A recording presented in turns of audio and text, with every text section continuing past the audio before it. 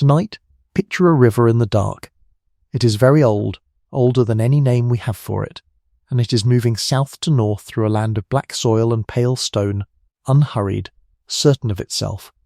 the way only very old things can be. There is no sound but the water and the wind moving over the reeds, and far off the low call of a bird settling for the night. On either bank the fields lie flat and quiet under a sky crowded with stars, and here and there a small lamp burns in a doorway, a single point of warm gold in all that soft blue darkness. The people who live along this river do not think of themselves as ancient. To them, this is simply the morning of the world, the way things have always been and always will be, and they lie down each night to the same sound of the same water, trusting that in the summer the river will rise as it has always risen, spread its dark gift across the fields, and then fall away again and leave the land ready to give them bread. This river is the Nile, and the land it made is the land we will travel through tonight, slowly, from its very first beginnings to its very last day, across more than 3,000 years of kings and gods and quiet farmers, of pyramids raised stone by stone and then left to the sand, of a civilization so long-lived that its own ending was by then itself unimaginably old. This is the entire story of ancient Egypt, and it is a very long story, which is exactly what we want. Because you are not here to be startled awake. You are here to be carried gently downstream, one slow bend at a time, until sleep comes and takes you the rest of the way. So before we begin, settle now into whatever stillness you have made for yourself tonight. Let the pillow take the full weight of your head. Let your shoulders come down from wherever the day has been holding them, one quiet inch at a time, and then another. Let the lamp of your attention grow dim and soft at the edges. There is nowhere you need to be, and nothing you need to solve between now and morning. If you enjoy these long, slow journeys through history, and only if you truly do, you are welcome to leave a like on this video and to subscribe, because it genuinely helps these quiet stories find the people who need them. And if you feel like it, leave your location and your local time down in the comments before you drift off.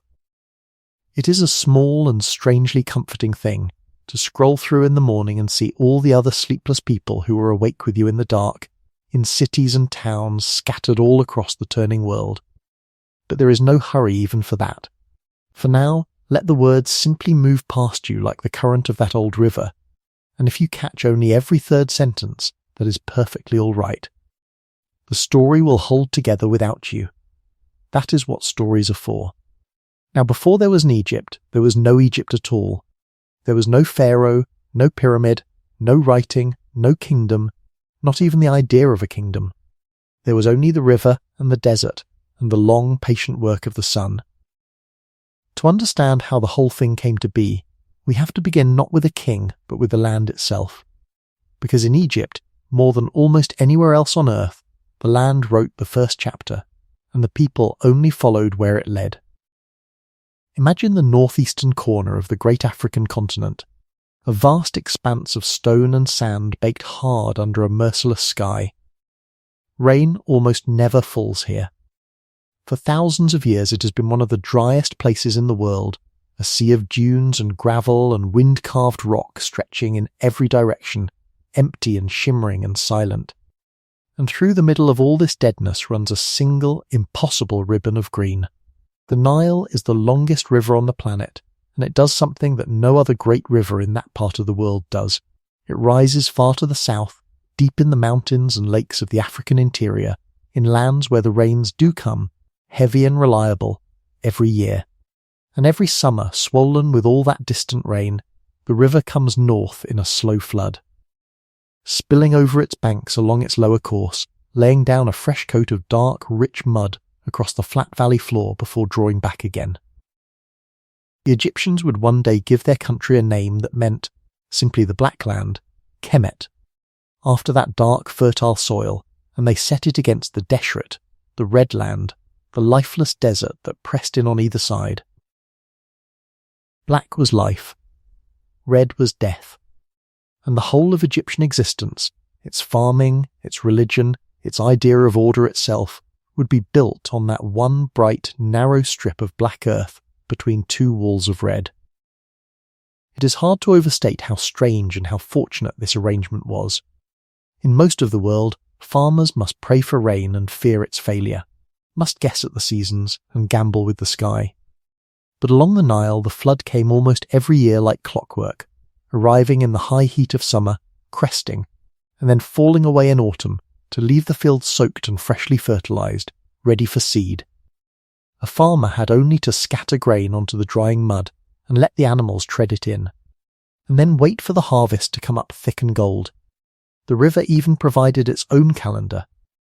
The Egyptians learned to watch for the first dawn appearance of a certain bright star, the one we call Sirius, low on the horizon after weeks of being hidden,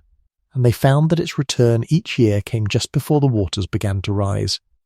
So the year itself was born from the river, divided into 3 great seasons that had nothing to do with cold or warmth and everything to do with water. There was the season of the flood, when the fields vanished under the shining sheet of the inundation and the villages sat like little islands. There was the season of the going down of the water and the growing of the crops, when the flood withdrew and the green shoots came up. And there was the season of harvest and low water, the dry, hot stretch, when the grain was cut and gathered, and the river shrank back to its narrow bed to wait for its next great rising. Around and around this went, flood and growth and harvest. Flood and growth and harvest, a rhythm so steady and so deep that it soaked into everything the Egyptians would ever think or build or believe. It taught them patience. It taught them that the world moved in great slow circles, that death was followed by renewal as surely as the falling river was followed by the flood, and that the proper task of a well-lived life and of a well-ordered kingdom was to keep those circles turning smoothly, forever, long before there were any pharaohs to write about. Then there were people quietly learning to live inside this rhythm. For tens of thousands of years, small bands of hunters and gatherers had drifted across a North Africa that was, in those distant ages, far greener than it is today. There were times when the Sahara itself was not desert at all, but a wide grassland dotted with lakes and grazing herds, and rock paintings still survive out in the deep desert, showing cattle and swimmers and hunters, ghosts of a wetter world. But slowly, over many thousands of years, the climate turned. The rains retreated southward, the grasslands dried and died, and the great desert spread. And as the land around it withered, the people were pressed inward, gathering toward the one place that still held water and life. They came down out of the drying hills and gathered along the banks of the Nile, and there, hemmed in by the growing desert on either side, they had no choice but to learn a new way of living. They learned to plant. Grain and animals had first been tamed far to the northeast, in the lands between the great rivers of Mesopotamia and along the eastern shores of the Mediterranean, and the knowledge of them spread slowly, hand to hand, generation to generation, until it reached the Nile Valley. Wheat and barley took to the flooded soil beautifully. Sheep and goats, cattle and pigs could be kept along the green margins. And so, sometime around 7,000 or 8,000 years ago, the people of the river stopped merely following the wild herds, and began instead to settle, to build villages of mud and reed, to store grain against the lean months, and to bind themselves, year after year, to a single patch of ground. This is the quiet, unglamorous beginning of everything that followed. There are no kings in it, no monuments, no famous names. There are only small communities of farmers strung out along hundreds of miles of riverbank, each one working its own stretch of black soil, each one watching the same star, waiting for the same flood. But in those villages, over many centuries, the seeds of a civilization were germinating as surely as the barley in the fields. As farming grew more successful, the villages grew larger and more crowded. There was, for the first time in human history, a genuine surplus, more food than the growers themselves needed to eat. And a surplus changes everything. It means that not everyone has to farm. Some people can become potters, weavers, boat builders, brewers, priests. It means that goods can be traded up and down the river and out into the desert and beyond. It means that some families grow richer and more powerful than others, that leaders emerge, that differences of rank begin to harden into something like class. And it means in time that these separate villages begin to knit themselves together into larger communities, and those communities into small chiefdoms, each with its own strongman, its own local gods, its own patch of the valley to defend and to rule. Slowly, over the long centuries that scholars call the predynastic age, two broad worlds took shape along the river, and to understand all the history that comes after, you must hold these two worlds clearly in your mind, because their meeting is where the story of Egypt truly begins. To the south lay the long, narrow valley of the upper river, a thin thread of green squeezed between high desert cliffs, running for hundreds of miles. This was called Upper Egypt, and here is the first thing that gently confuses everyone who comes to this story, so let it settle softly and do not fight it. Upper Egypt is in the south, and Lower Egypt is in the north, which feels backwards, until you remember that the river flows from south to north, downhill all the way, so that the upper river, near its distant source, is in the south, and the lower river, nearer the sea, is in the north. Upper Egypt, then, was the southern land of the narrow valley, and its people took as their emblem a tall white crown and a protective vulture goddess of the desert heights. And far to the north, where the river at last broke free of its valley walls and fanned out into a wide, marshy triangle of channels and islands before emptying into the Mediterranean Sea, lay Lower Egypt, the land of the delta, greener and flatter and more open to the wider world, with its own red crown and its own cobra goddess coiled and watchful. Two lands, then, the white crown and the red crown, the vulture and the cobra, the narrow southern valley and the broad northern marshes. For a long time they grew and quarrelled and traded and prayed to their many local gods along their separate stretches of the one shared river, and no one, as yet, ruled them both. But the pressure toward union was there all along, built into the very shape of the land. A river is a road, and a road ties its far ends together whether they wish it or not. Grain grown in the south could feed the north. Fine stone quarried in the desert cliffs could be floated downstream on barges. Traders moved constantly along the water, and with them moved ideas, styles of pottery, ways of burying the dead, images of gods, until the whole valley, over the predynastic centuries, began to look more and more like a single culture wearing two crowns. And where there is one culture and one great artery of trade and travel, there will sooner or later be one ruler who wants to hold the whole of it in his hand. The southern kings of Upper Egypt, in their narrow, defensible valley, seem to have grown especially strong and especially hungry, and slowly, campaign by campaign, marriage by marriage, conquest by conquest, they pushed northward, swallowing their rivals and reaching at last toward the rich open marshlands of the delta. We do not know the true story of how the two lands became one. Not really. It happened so long ago, before writing had grown into anything that could record a proper history, that only fragments survive, scattered and half-legible, like footprints in drying mud. But the Egyptians themselves, looking back across the enormous gulf of their own past, remembered it as the work of a single founding king, a first unifier who joined the white crown and the red crown into one double crown, and set himself at the head of both lands. In their king lists they sometimes called this founder Menes, and modern scholars have long argued over whether Menes was a real man, a blend of several men, or a convenient name hung on a process that took generations. Tangled up with him is another very early king whose name does survive, carved onto a beautiful and famous slab of dark stone that has come down to us across 5,000 years. On one side of that carved slab, a tall king wearing the white crown of the south raises a mace to strike down a kneeling enemy, and on the other side the same king, now wearing the red crown of the north, strides in triumph past rows of the slain. Whether this king was Menes under another name, or his father or his successor, we cannot say with certainty.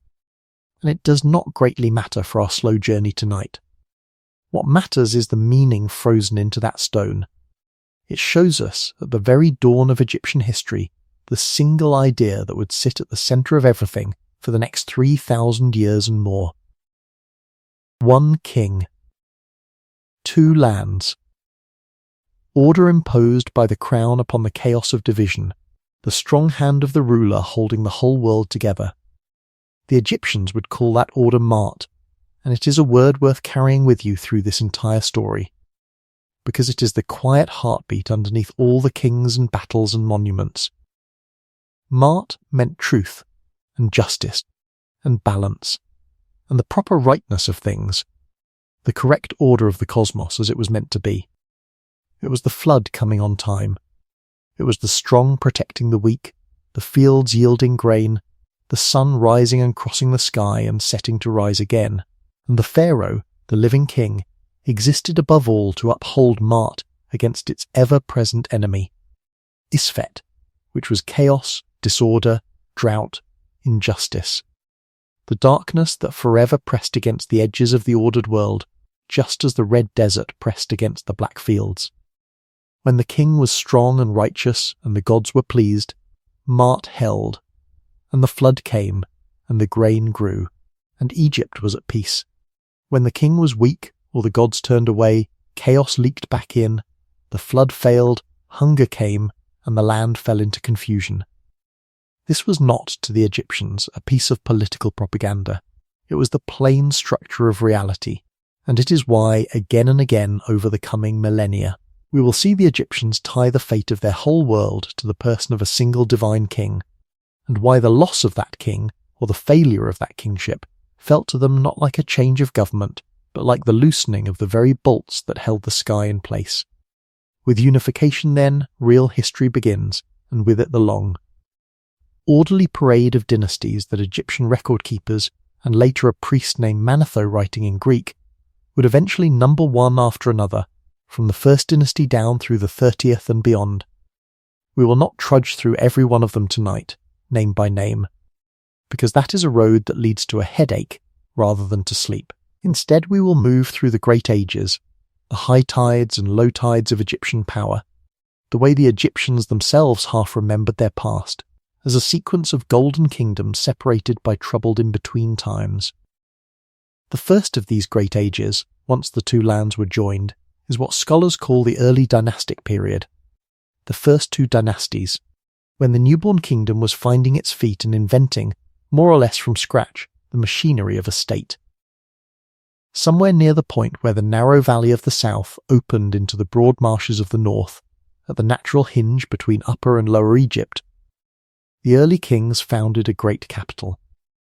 In time it would be called Memphis, and its position was no accident. From there a ruler could keep one eye on each of his two lands, could tax the grain moving down the river and the goods moving up it, and could stand, quite literally, at the balance point of his kingdom. Here the early kings built their palaces and their temples of mud brick, and here they began to gather around themselves the thing that turns a chieftain into a monarch, a bureaucracy. For a kingdom is not held together by crowns and battles alone. It is held together by records, by officials, by scribes who count the grain and measure the fields, and note who has paid and who has not. And so, right at the beginning, we meet one of Egypt's greatest and most lasting inventions, its writing. The Egyptians developed a system of picture signs we now call hieroglyphs, from a Greek word meaning sacred carvings, and it is one of the earliest forms of writing anywhere on earth, appearing at almost the same moment as the very different wedge-shaped writing of Mesopotamia, far to the east.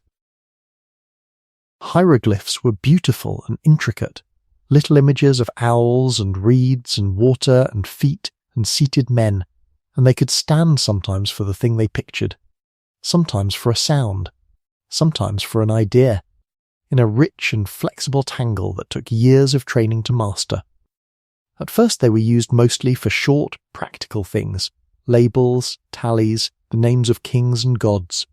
notes of ownership scratched onto pots and tags. But the tool was there, and it would grow, and in time it would carry hymns and stories and letters and the vast hopeful spells that were meant to guide the dead safely through the darkness. Those who mastered this writing, the scribes, became one of the most important and most envied groups in all of Egyptian society. A scribe did not sweat in the fields under the hammering sun. A scribe sat in the shade with his reed pen and his palette of black and red ink, and wrote, and was fed and clothed for it. And the Egyptians produced a whole genre of writing, whose sole purpose was to remind young students how immeasurably better it was to be a scribe than to be a farmer, a soldier, or a fisherman, all of whose miserable lots are described in loving, exaggerated, faintly comic detail. It is one of the oldest pieces of career advice in the world, and its message, roughly, is stay in school. During these first two dynasties, the fundamental shape of Egyptian civilization was set, the shape it would keep with astonishing stubbornness for the next 3,000 years. The king was divine, or at least the living embodiment of divine kingship, standing between the gods and humankind. The state gathered and redistributed the wealth of the river. The gods, many dozens of them, local and national, were housed in temples and served by priests, and the dead, at least the important dead, were buried with growing care and growing expense. Because the Egyptians had begun to work out an idea that would obsess them for the rest of their history. The idea that death was not an ending, but a passage, a difficult and dangerous journey to another life that, if you prepared for it correctly and were judged worthy, could go on more or less forever. The early kings were buried in the sacred southern city of Abydos and elsewhere in great tombs of mud-brick low rectangular structures with flat tops and sloping sides that we call by an Arabic word, mastaba, meaning bench, because that is rather what they look like. Around some of these earliest royal tombs archaeologists have found rows of smaller graves, the burials of servants and retainers who seem, disturbingly, to have gone into the ground at the same time as their king, as though a whole household had been sent to accompany its master into the next world. If that is truly what happened, it did not last. The Egyptians soon gave up the grim practice of burying the living with the dead, and replaced those human attendants with something far more sensible and far more Egyptian, little carved figurines, models of servants who would magically come to life in the next world and do the king's work for him, so that no actual person had to die to keep him company. It is a small thing, but it tells you something about the direction this civilization was already moving, away from raw and bloody display, towards substitution, symbol, and the quiet power of images made to stand in for reality. And now we come to the first of Egypt's great golden ages, the one that raised the monuments the whole world still pictures when it hears the country's name. Scholars call it the Old Kingdom, and it runs across roughly 500 years and several dynasties, from about the beginning of the Third Dynasty onward. It was the age of the pyramids, and it opened as so many great things do,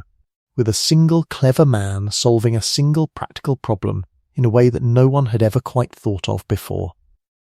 The king at the start of this age was named Djoser, and he wished, like the kings before him, to be buried beneath a grand flat-topped mastaba of the usual kind. But Djoser had in his service a man whose name the Egyptians never forgot,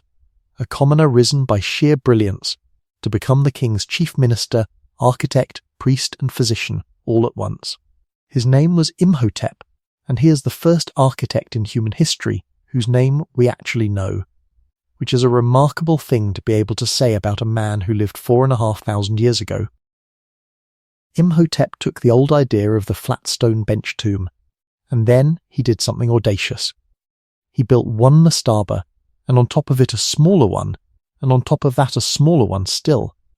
and so on, 6 great steps rising one upon another, until the tomb was no longer a low bench at all, but a mountain of stone climbing toward the sky, the first pyramid, the Step Pyramid. Standing on the desert edge at a place called Saqqara, overlooking the capital at Memphis, it still stands there today. And it was more than a tomb. It was a staircase.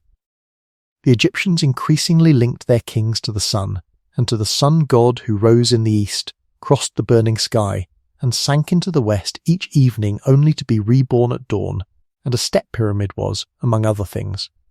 a great stairway by which the dead king might climb up out of his tomb and join that eternal circuit of the sun. It was also, in the plainest terms, a staggering act of organisation. To quarry, drag, lift and fit that much stone, a king needed to command labour and food and tools on a scale never before attempted, which meant a state powerful enough to gather the surplus of the whole valley and pour it into a single, colossal, gloriously impractical project. The pyramid was not just a tomb for a dead man. It was a statement, visible for miles across the desert, that here was a kingdom rich enough, unified enough, and confident enough to move mountains. Once the idea existed, Djoser's successors could not leave it alone, and over the following generations the pyramid grew and changed with a speed that feels almost experimental, almost like watching engineers learn on the job, because that is exactly what it was. A later king named Sneferu, one of the great builders of the age, was seemingly obsessed with getting it right, and he did not build one pyramid, but 3. His first attempt at a place called Medum seems to have been begun as a step pyramid, and then filled in to make smooth straight sides, and something went wrong, whether in the design or the building, so that much of its outer casing collapsed at some point into a great skirt of rubble around its base, leaving a strange tower rising from a heap of its own ruin. Undeterred, Sneferu tried again, and partway up this second pyramid his builders appear to have lost their nerve, because the angle of the sides suddenly changes halfway up, tilting inward to a shallower, safer slope,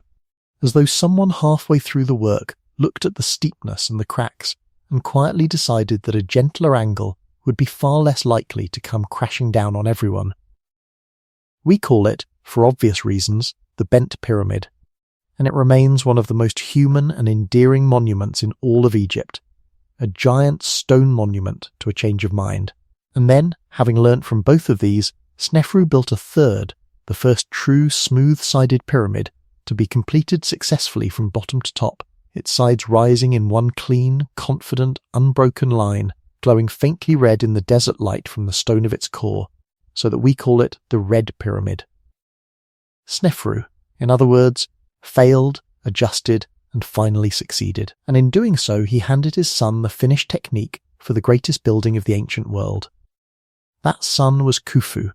and the mountain he raised on the plateau of Giza, just outside modern Cairo, is the one we call the Great Pyramid, and it deserves that name. For nearly 4,000 years, until well into the age of the great European cathedrals, it was the tallest building ever made by human hands. It was built from more than 2 million blocks of limestone, some of them weighing as much as several elephants, quarried, floated, dragged and lifted into place with nothing but ropes, sledges, ramps, levers, water, and the coordinated muscle of a very large number of very well-organised people. Its base is so nearly a perfect square, and its sides so nearly aligned to the 4 points of the compass, that we still do not fully understand how its builders achieved such accuracy with the simple tools they had. And here it is worth pausing gently to sweep away one of the oldest and most stubborn myths about these monuments, because it is simply not true, and the truth is far more moving. The pyramids were not built by armies of whip-driven slaves groaning under the lash, as later ages, and a great many films liked to imagine.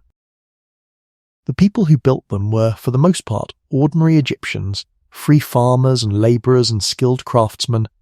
organised into work gangs with proud, jaunty names, fed and housed and given beer and bread and medical care by the state.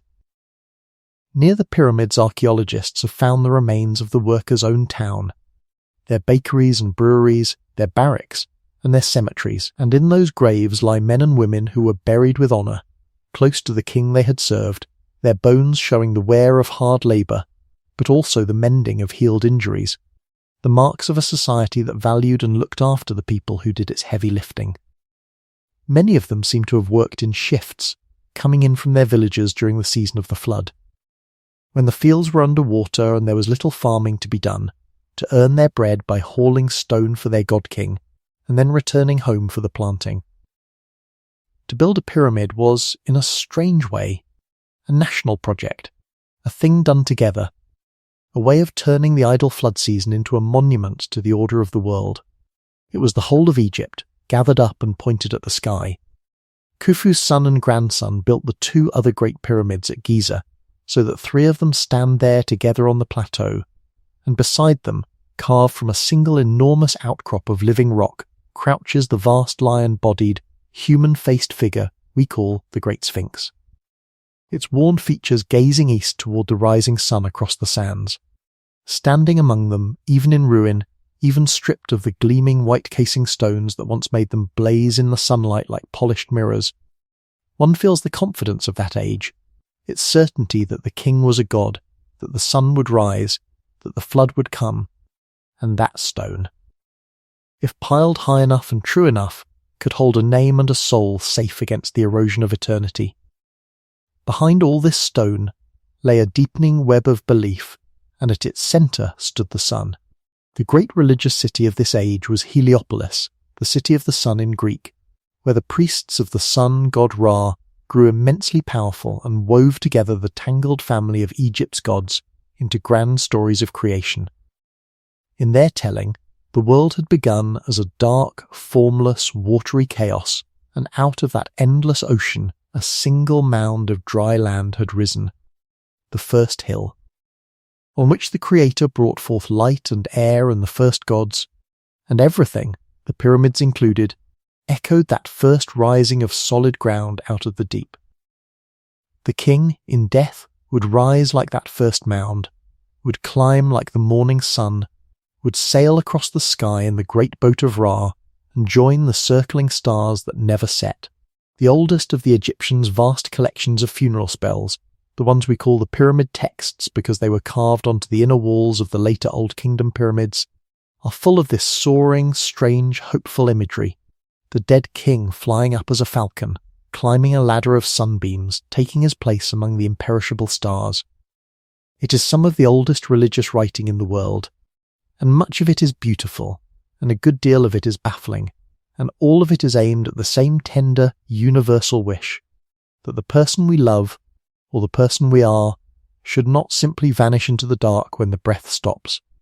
but should go on somewhere, in some form, under some kinder sky. Nothing so grand and so expensive can go on forever, and slowly, across the later Old Kingdom, the very success of the Pyramid Age began to eat away at the foundations that held it up. Building and maintaining these enormous monuments, and endowing the temples and priesthoods that were meant to tend the dead kings for all eternity, cost a fortune. And much of that fortune was granted away permanently, land and its produce signed over to temples and to the tombs of favoured nobles, exempt from tax, gone from the crown's grasp forever.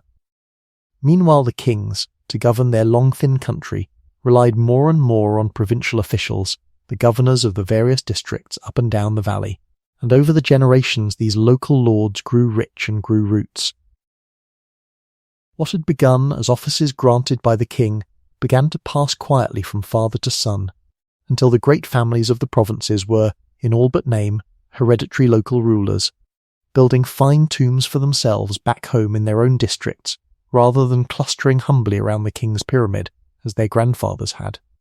Power was leaking out of the centre and pooling in the provinces, slowly, invisibly, like water sinking into sand.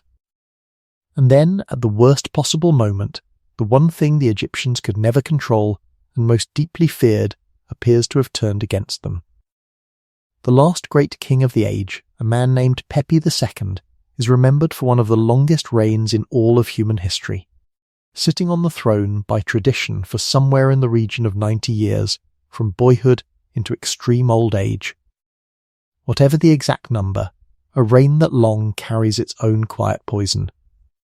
A king who outlives his own sons, who grows frail and remote while the vigour drains out of the throne, leaves behind him a court full of ageing officials, uncertain heirs, and a machinery of state grown creaky and slack. When at last he died, the crown seems to have passed through a rapid, dizzying succession of short-lived and shadowy rulers, and the long loosening bolts finally gave way. And underneath all the human politics ran something colder and larger. Across these same years, the evidence suggests that the climate itself shifted, that the reliable rains far to the south faltered, and that for a run of terrible years the Nile flood came weak and low, or did not properly come at all. Remember what the flood meant. It was not scenery. it was bread, it was life, it was Mart itself made visible. A low flood meant thin harvests. A run of low floods meant famine, and a famine that the god-king could not prevent meant something worse than hunger. It meant that the whole story the Egyptians told themselves about the order of the world, the story in which a strong righteous king kept Mart, and the flood came and all was well, had failed. If the flood did not come, then either the gods had turned away, or the king was not, after all, holding the sky in place. And so the old kingdom did not so much fall in a single dramatic crash as dissolve, its authority draining away into the hungry, frightened provinces, until there was no longer one Egypt ruled from Memphis, but a scatter of local strongmen, each holding his own stretch of the starving valley. This is the first of the troubled in-between times, and scholars call it the First Intermediate Period. And here, if you are still awake enough to notice, is where the atmosphere of our opening returns to us, the river that we trusted to rise, failing. The Egyptians remembered this age with a shudder, and some of the most haunting writing they ever produced comes from it or looks back on it, texts full of a world turned upside down, in which, they say, the river is blood and men drink from it, in which the man who owned nothing now has riches, and the man who had everything now has nothing, in which noble ladies go hungry, and the graves of kings stand robbed and open to the sky. Whether these laments describe the real chaos of the age, or exaggerate it into a kind of nightmare sermon about what happens when Mart fails, they carry a genuine terror, the terror of people who had believed the world was solid and eternal, and had watched it come apart in their hands. For the Egyptians, order was not the natural state of things that happened to break down. Chaos was the natural state, the dark, endless water, and order was the fragile, precious, hard-won thing that a strong king and pleased gods held in place against it. And in the First Intermediate Period they learned, to their horror, exactly how fragile it could be. And yet, even here, life did not stop. This is one of the quiet lessons the long view of history gives us, that even in the ages people remember as darkness, the sun still rose, the fields in the better years still greened, children were still born and loved and buried, and craftsmen still made beautiful things. In the provinces, freed from the smothering weight of the royal court at Memphis, local art and local pride actually flourished in their own rougher, livelier way. Powerful families in the south and in the middle of the country began to gather their neighbours under their protection, to boast on their tomb walls not of serving the king, but of feeding their own people through the lean years, of giving grain to the hungry and keeping their district alive when the central government could not. And out of that competition among local powers, as always in Egypt, two great centres eventually rose to dominate the rest and to face each other across the length of the land. In the north, a line of kings ruled from a city near the old capital region and held the delta and the lower valley. In the south, the rising power was a city that had been until then a modest provincial town. But that was destined to become one of the most magnificent places in the ancient world, a city the Greeks would later call Thebes. And the local god of that southern town, a previously minor deity named Amun, whose name meant something like the Hidden One, would rise along with his city until he became, in time, the greatest god in all of Egypt, the king of the gods himself. Watch for him. Gods in Egypt rose and fell with the fortunes of their home cities, and the slow ascent of hidden Amun of Thebes, from local nobody to universal king of the gods, is one of the great quiet threads running through the whole tapestry we are unrolling tonight. For now the two houses, north and south, contended, and the land was divided, and men longed for a strong hand to gather it back together. That hand, when it came, belonged to a southern king of Thebes named Mentuhotep, a name that means the god Montu is content, and across a long reign he did what had not been done in generations. He marched, he fought, he outlasted his rivals, he conquered the north, and he bound the two lands together once again under a single crown, ruled this time from his beloved southern city of Thebes. The Egyptians remembered him ever after as a second founder, a second Menes, the king who reunited the two lands and brought the long nightmare of division to an end, and they were right to. With his victory, The sun, so to speak, came up again on a reunited Egypt, and a second great golden age began. Scholars call this second high tide the Middle Kingdom, and if the Old Kingdom was the age of the pyramid builders, confident and monumental and a little remote, the Middle Kingdom is the age the Egyptians themselves came to regard as their classical period, the time when their language and their literature reached a perfection that later generations studied and copied the way we might study the great writers of our own past. It was a more thoughtful age, chastened by the memory of collapse, aware now that kingship could fail and the world could fall apart, and that awareness gives the writing of this period a depth and a shadow the older age never had.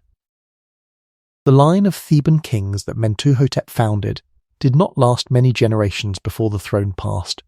by means that may not have been entirely peaceful, to a new family. Its founder was a man named Amenemhat, who had been the powerful chief minister of the last king of the old line before he became king himself, which is the kind of career move that tends to raise eyebrows. He founded what we count as the 12th dynasty,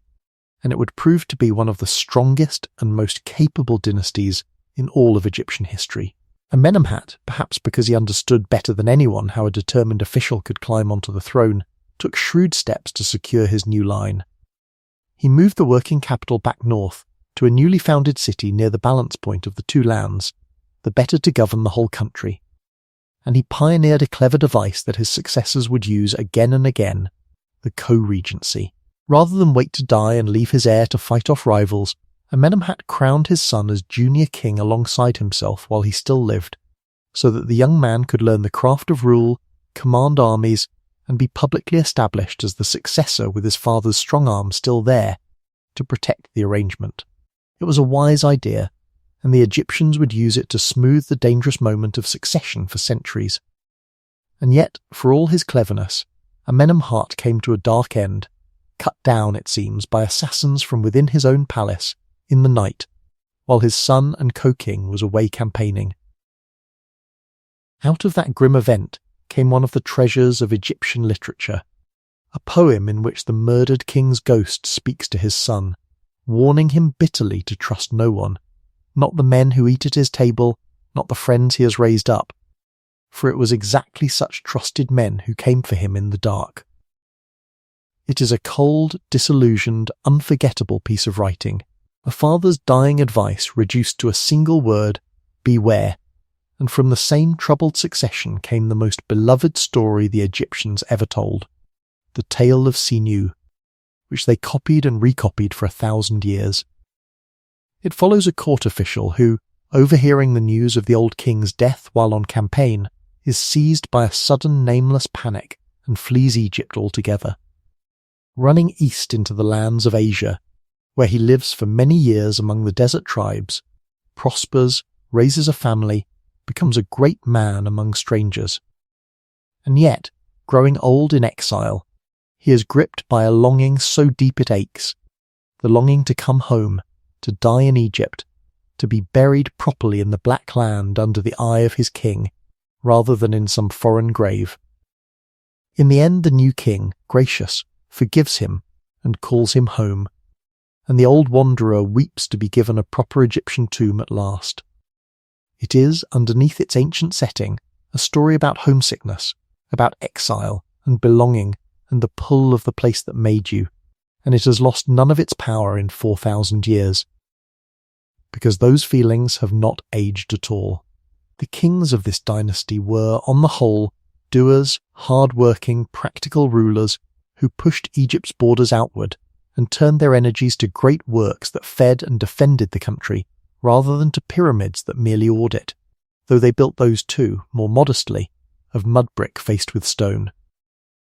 To the south lay Nubia, the land along the Nile above the rocky rapids called cataracts that broke the river's flow, a land rich in gold and hard and independent. The Middle Kingdom kings, and above all a fierce and formidable ruler named Senusret III, marched south again and again, driving Egypt's frontier deep into Nubia and anchoring it with a chain of massive mud brick fortresses, grim and businesslike strongholds guarding the river and the trade routes and the gold. Senusret III was remembered as a giant of a warrior king, and his statues are striking and strange, for instead of the smooth, ageless, godlike calm of the old royal faces, they show a man with heavy, hooded, weary eyes and deep, careworn lines. The face of a ruler who has seen too much and knows the weight of the crown, one of the first truly haunting portraits in the history of art. His successor turned from war to the land and undertook one of the great engineering projects of the ancient world in a marshy depression to the west of the river called the Fayum, where by managing the water and the channels the Egyptians reclaimed a whole rich province of new farmland from the lake and the swamp, adding to the kingdom's wealth not by conquest but by patient, clever work with earth and water, which is somehow a very Egyptian kind of triumph. This king also built, beside his pyramid, a vast and labyrinthine mortuary temple of so many halls and courts and passages that later Greek visitors, wandering awestruck through its ruins, described it as a maze from which one could scarcely find the way out, and gave us, from its tangle of rooms, our very word labyrinth. For a few generations then, Egypt was strong, prosperous, well-governed, its borders firm, its fields wide, its language and art at their finest, and its people, one hopes, sleeping soundly under a sky that seemed once more to be in its proper order. But the Middle Kingdom too was mortal, and after the strong kings came weaker ones, and after the long reigning came the short reigning, and once again, slowly, the centre could not hold. The throne began to change hands rapidly among a blur of forgettable kings, real power drifted back toward officials and local men, and the firm grip on the frontiers loosened. And this time, into that weakness, came something new, a pressure not from within, but from without. For centuries, people from the lands of the Eastern Mediterranean and the Near East, herders, traders, workers, whole families, had been drifting into the rich, green, welcoming delta of Lower Egypt, settling there among the northern marshes, until parts of the delta held a large population of these foreigners, whom the Egyptians called, roughly, the rulers of foreign lands, a phrase that comes down to us through Greek as the Hyksos. As the central government weakened, these settled foreign communities in the north grew powerful, and at last their chiefs stopped merely living in Egypt and began to rule it, establishing their own line of kings in the delta, governing the whole of the north as pharaohs in their own right. Adopting Egyptian titles and Egyptian gods and Egyptian ways even as they held the land by foreign strength. For the proud Egyptians this was a wound that cut deep, a bitter thing scarcely to be spoken of, that foreigners should sit on the throne of the two lands and wear the double crown. This is the second intermediate period, the second great time of troubles, and its special humiliation was that Egypt was now not merely divided, but partly ruled by outsiders, the Hyksos kings holding the north from their delta capital, a line of native Egyptian kings clinging on in the south at Thebes, and the fierce kingdom of Nubia pressing up from below, so that the old proud country was squeezed and split three ways. And yet, as so often, the humiliation carried a hidden gift. The Hyksos, for all the resentment they stirred, brought with them the tools and techniques of the wider world beyond Egypt's insulated valley, and chief among them was a machine that would change war forever, the horse-drawn chariot, light, fast, and deadly, along with a powerful composite bow, better bronze working, and new kinds of weapons and armour. Egypt had grown up sheltered, hemmed in by desert and sea, a little smug, a little inward-looking, convinced it was the whole ordered world with only chaos beyond its borders. Now, humbled and invaded, it was forced to learn from its enemies, to master the chariot and the composite bow, and to become, for the first time, a hardened military power ready to burst out of its valley and take the fight to the wider world. And in the south, at Thebes, under the eye of the rising god Amun, a line of angry native kings was doing exactly that, arming, drilling, and preparing to drive the foreigners out and reunite the land by the sword. The war of liberation was long and hard and bloody, waged across 2 or 3 generations of Theban kings, and it did not go smoothly. One southern king who took up the struggle appears to have fallen in battle, for his mummy survives, and the skull bears the terrible wounds of axe and spear, a king who died sword in hand fighting the foreign rulers of his own country. But his sons and grandsons carried the fight on, pressing north down the valley, and at last a young king named Ahmose completed what his forefathers had begun. He drove the Hyksos out of the delta, chased them back into the lands of Asia from which their ancestors had come, stormed their strongholds, reunited the two lands under a single native crown, and secured the borders on every side. With his victory, around 3,500 years ago, begins the third and most dazzling of Egypt's golden ages, the one we call the New Kingdom, and Ahmose is counted as the founder of its first great line, the 18th dynasty, the most famous dynasty in Egyptian history, crowded with names even people who know nothing else of Egypt have somehow heard. This was Egypt at the very height of its wealth and power and confidence. No longer the sheltered, inward-looking valley kingdom of old, but a hardened, ambitious imperial state, its armies ranging far beyond its ancient borders, its treasuries swelling with the tribute and plunder and trade of half the known world. The kings of the New Kingdom had learned the lesson of the Hyksos in their bones. Never again, they resolved, would Egypt be caught soft and divided and open to invasion. Security would be found not behind the old borders but far beyond them, by pushing Egyptian power out into the lands of Asia to the northeast and deep into Nubia to the south, by turning the surrounding kingdoms into vassals and buffers, by making Egypt the great power of its world. And so these warrior kings marched, campaign after campaign, into the patchwork of city-states and kingdoms of the eastern Mediterranean coast and the lands beyond, and southward past the cataracts into gold-rich Nubia. Until Egypt ruled, directly or through frightened vassals, an empire stretching over many hundreds of miles. The gold of Nubia and the tribute of Asia flowed back into Egypt, and above all it flowed to Thebes, and to the temples of Amun, the once hidden local god now risen, with his victorious city to be Amun-Ra, king of the gods, lord of the two lands, to whom the kings gave a share of every victory. The temple of Amun at a place called Karnak, just north of Thebes, grew across the centuries of the New Kingdom into the largest religious building the world had ever seen. A staggering forest of colossal columns and towering gateways and obelisks and courts, added to by king after king, each trying to outdo his predecessors in devotion and in stone, until it covered an area large enough to swallow several cathedrals whole. To walk into its great hall, even now, even ruined, is to feel yourself shrink to the size of an ant among the legs of giants, and that, of course, was precisely the point. The priesthood of Amun, endowed with a share of all this imperial wealth and land, grew correspondingly rich and powerful, and that growing power would in time become a problem for the very kings who fed it. But that trouble lay in the future. For now, all was glory. Among the early rulers of this brilliant dynasty, one stands out as one of the most remarkable figures in the whole of ancient history, and she was a woman. Her name was Hatshepsut, and she was a royal daughter, wife and widow who upon the death of her husband was meant to serve merely as regent,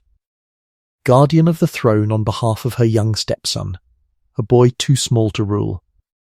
Instead, step by careful step, she took the full power of kingship into her own hands and had herself crowned as Pharaoh, a female king, ruling in her own right. Egypt had a deep and ancient notion that the Pharaoh was, by his very nature, male, the son of the sun god, the strong bull, so that there was scarcely even a proper way to picture a woman in the role. Hatshepsut solved this with brilliant, unembarrassed pragmatism. In her official images she had herself shown in the full regalia of a male king, in the royal kilt wearing the ceremonial false beard of the pharaoh, her body sometimes rendered in the conventional male form, not because anyone was fooled about who she was, but because that was simply what a pharaoh looked like, and she was pharaoh. It was less a disguise than a costume of office, the way a monarch of any sex might put on a particular crown, and she ruled, by every measure we can find, extremely well for around 2 decades. Hers was an age not of war but of wealth, building and trade. She sent a great expedition far to the south, by ship along the Red Sea coast, to a distant and half-legendary land the Egyptians called Punt, a source of the precious incense, the frankincense and myrrh that the temples burned by the ton, and of exotic goods, apes, ebony, gold, leopard skins, and whole living incense trees carried home in tubs to be planted in Egypt. The story of that voyage, the strange foreign land, its round reed houses on stilts, its people, its trees and animals, she had carved in loving, curious detail on the walls of the beautiful terraced temple she built for herself against the cliffs on the west bank at Thebes. A temple of clean rising colonnades that steps up out of the desert toward the rock in a way that still looks, to modern eyes, almost impossibly elegant and modern. When at last she died, her stepson, the boy she had kept from full power for so long, finally came into his own, and he turned out to be one of the greatest warrior kings Egypt ever produced. His name was Thutmose III, and later ages, struck by the sheer scope of his conquests, would sometimes call him the Napoleon of Egypt, though he lived, of course, more than 3,000 years before the real Napoleon, so that it would be fairer to call Napoleon the Thutmose of France. He led his armies on campaign after campaign into Asia, more than a dozen in all, and he did not lose. His first and most famous victory came at a fortress town called Megiddo, where a great coalition of rebellious princes had gathered to throw off Egyptian control. Faced with 3 possible roads to the enemy, 2 safe and roundabout, 1 narrow and dangerous and direct, a mountain pass so tight that his men would have to march through it in single file, strung out and helpless if the enemy were waiting at the far end, Thutmose overruled his nervous officers and chose the dangerous road, gambling that the very madness of the choice would mean no one was guarding it. He was right. His army poured out of the pass unopposed, formed up on the plain before the astonished enemy, and crushed them, and the survivors fled into the town. And the town, in time, fell. That campaign is one of the first battles anywhere in history that we can actually follow in detail. Because Thutmose had the whole account, the debate over the roads, the march, the battle, the siege, carved onto the walls of Karnak as a gift and a report to Emun, who had naturally granted the victory. Thutmose III stretched Egypt's empire to its greatest extent, planted his frontier far to the north and far to the south, and made Egypt the unquestioned superpower of its age. And yet, tellingly, when he had won, he did not usually destroy the kingdoms he beat or drive out their people. He took their surrender, carried off a share of their wealth as tribute, and, cleverly, took the sons of their princes back to Egypt to be raised at his court, taught Egyptian ways, and sent home in time to rule as loyal, thoroughly Egyptianized vassals. It was a shrewd, durable kind of empire, held together as much by culture and marriage and tribute as by the spear, and it made Egypt not only rich and feared, but genuinely central to the whole web of great kingdoms that now traded and quarrelled and intermarried across the ancient Near East. A few generations later, the empire that Thutmose had built reached the calm, glittering summit of its wealth under a king named Amenhotep III, who inherited a world at peace and a treasury overflowing, and who spent both gloriously across a long and magnificent reign. He hardly needed to fight. The empire was secure, the tribute rolled in, and the great kingdoms of the age, the Babylonians, the Assyrians, the Hittites of the north, the kingdom of Mitanni, dealt with him as with a fellow great king, exchanging gifts and letters and daughters in marriage. We know a great deal about this glittering international world because of an astonishing accident of survival, a cache of clay tablets, letters written in the common diplomatic language of the day, exchanged between the pharaohs and the other kings and their vassals, that lay buried and forgotten for thousands of years before being dug up in modern times. In them we hear the actual voices of that lost world of kings, flattering, wheedling, complaining, demanding gold, for in Egypt one foreign king writes only half joking, "Gold is surely as common as dust." Amenhotep III poured that gold into building on a scale not seen since the Pyramid Age. Temples, palaces, a vast pleasure lake dug for his queen, and colossal statues of himself, including 2 seated giants so huge that they still sit today on the plain of the West Bank at Thebes, all that remains of his vanished mortuary temple, gazing out across the fields where once his monument stood. It was the high noon of Egyptian splendour, rich, refined, serene, and utterly confident that it would last forever. And then his son came to the throne and did something that no Egyptian king had ever done, something so strange and so radical that it still startles us across the gulf of ages. He tried to change the gods. This son began his reign conventionally enough, as another Amenhotep, honouring Amun and the ancient gods like his fathers before him, but within a few years he underwent what can only be called a religious revolution, and he carried the whole apparatus of the Egyptian state along with him by force of royal will. He came to believe, or to proclaim, that there was truly only one God that mattered, and that God was the Aten, the physical disk of the sun itself, the visible source of all light and life, whose rays reach down to touch the earth and end, in the new art, in little human hands offering the gift of life. This was something close to a genuine monotheism, or at least a fierce, exclusive devotion to a single divine power, appearing suddenly in a land that had worshipped a teeming multitude of gods for thousands of years, and it was revolutionary in the most literal sense. The king changed his own name, casting off the name that honoured Amun, and taking instead the name Akhenaten, meaning something like he who is effective for the Aten, or the living spirit of the Aten. He turned against the old gods, and above all against mighty Amun of Thebes and his enormously rich and powerful priesthood, closing temples, cutting off their revenues, and even, in a campaign of erasure that must have horrified pious Egyptians, sending workmen out across the land to hack the very name of Amun off the monuments wherever it was carved, to unmake the god by unmaking his name. And, unwilling to rule his new religion from the old god-haunted city of Thebes, he did the most dramatic thing of all. He built, from nothing, on a virgin site in the middle of the country, where no city had stood before, and no god held ancient claim, an entirely new capital, a holy city dedicated wholly to the Aten, which he called Akhetaten, the horizon of the Aten. There, in his shining new city on ground he declared the Aten himself had chosen,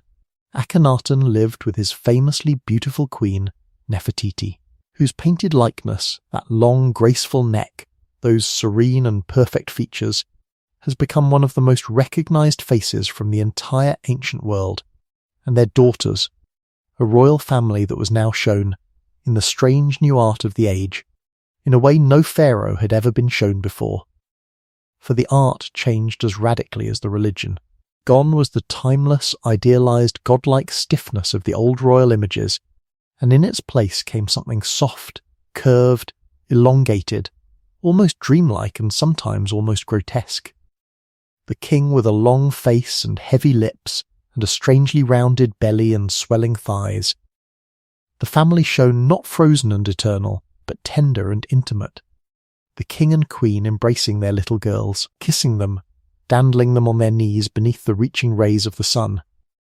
Whatever else it was human in a way Egyptian royal art had never dared to be, and it was accompanied by hymns to the Aten of real and startling beauty, praising the one God who made the whole earth and every land and people, who fills the world with light and wakes the birds and the flowers and the fish and the babies in the womb, hymns so lovely and so universal in spirit that scholars have long noted their haunting echoes in poetry written centuries later in other lands. For all its beauty, though, Akhenaten's revolution was, in the end, a failure, and probably a rather unhappy and heavy-handed one, imposed from the top by a king pursuing a private vision and paying, it seems, less and less attention to the actual running of his empire while he did it. The letters from his frantic vassals in Asia,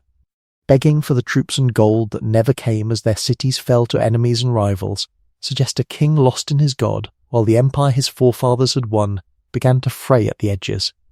The ordinary people, whose homely household gods and beloved festivals had been swept aside for a chilly new sun worship they could reach only through the royal family, cannot have loved it. The dispossessed priests of Amun certainly did not.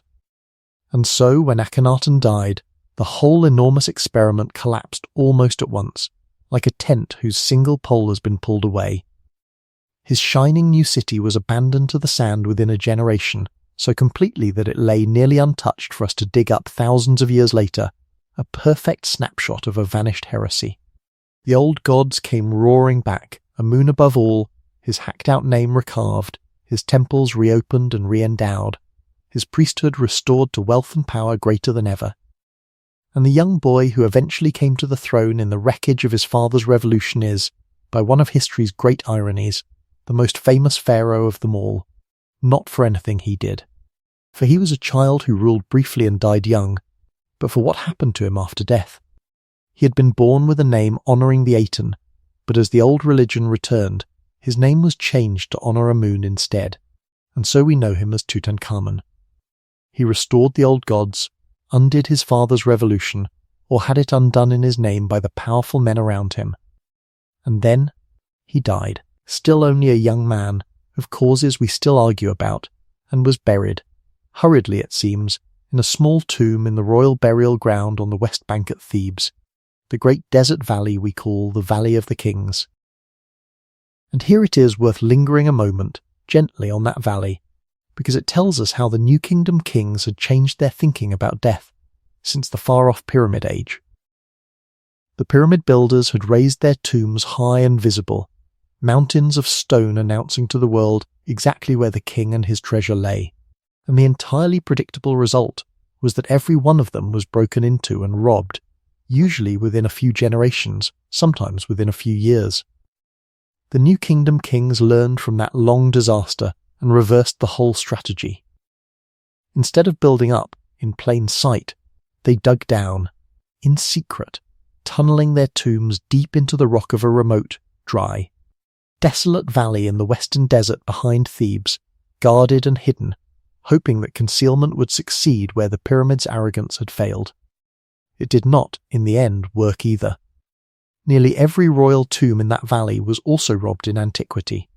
often by the very workmen and officials who knew where the doors were hidden, and the priests of later ages, finding their god-kings' bodies torn from their coffins and stripped of their gold, at last gathered up the plundered royal mummies and hid them together in secret caches, where they lay bundled and rewrapped for millennia. All of which is why the little tomb of the unimportant boy king Tutankhamun became, in the end, the most dazzling discovery in the history of archaeology. Because he was minor, because his tomb was small and cramped and soon buried and forgotten under the rubble of later work, the robbers who had struck even his tomb once or twice in ancient times never fully cleaned it out, and it was resealed and lost. And so, when a patient and stubborn excavator finally found and opened it in modern times,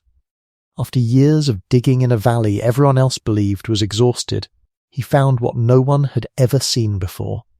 an almost intact royal burial, room after room packed to the ceiling with the golden furniture of the afterlife, the shrines and chariots and beds and thrones, and at the heart of it all, nested within its stone sarcophagus, within coffin, inside coffin, inside coffin. The innermost one of solid gold, the mummy of the young king, his face covered by the famous golden mask that has become the very emblem of ancient Egypt,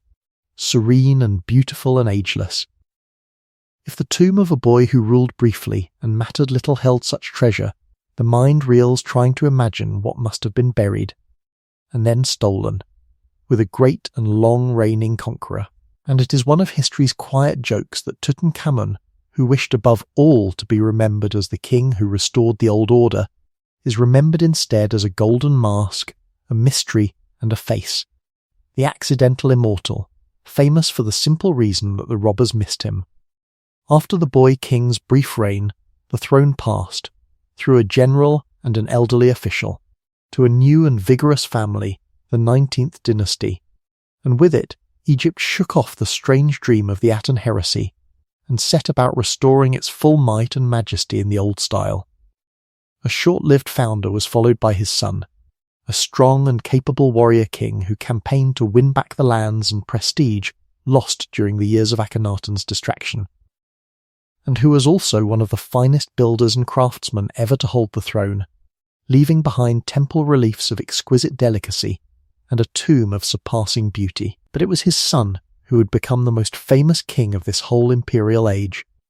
a ruler so long-lived, so prolific, so tireless a builder and self-publicist, that he stamped his name across the length of Egypt more thoroughly than any pharaoh before or since.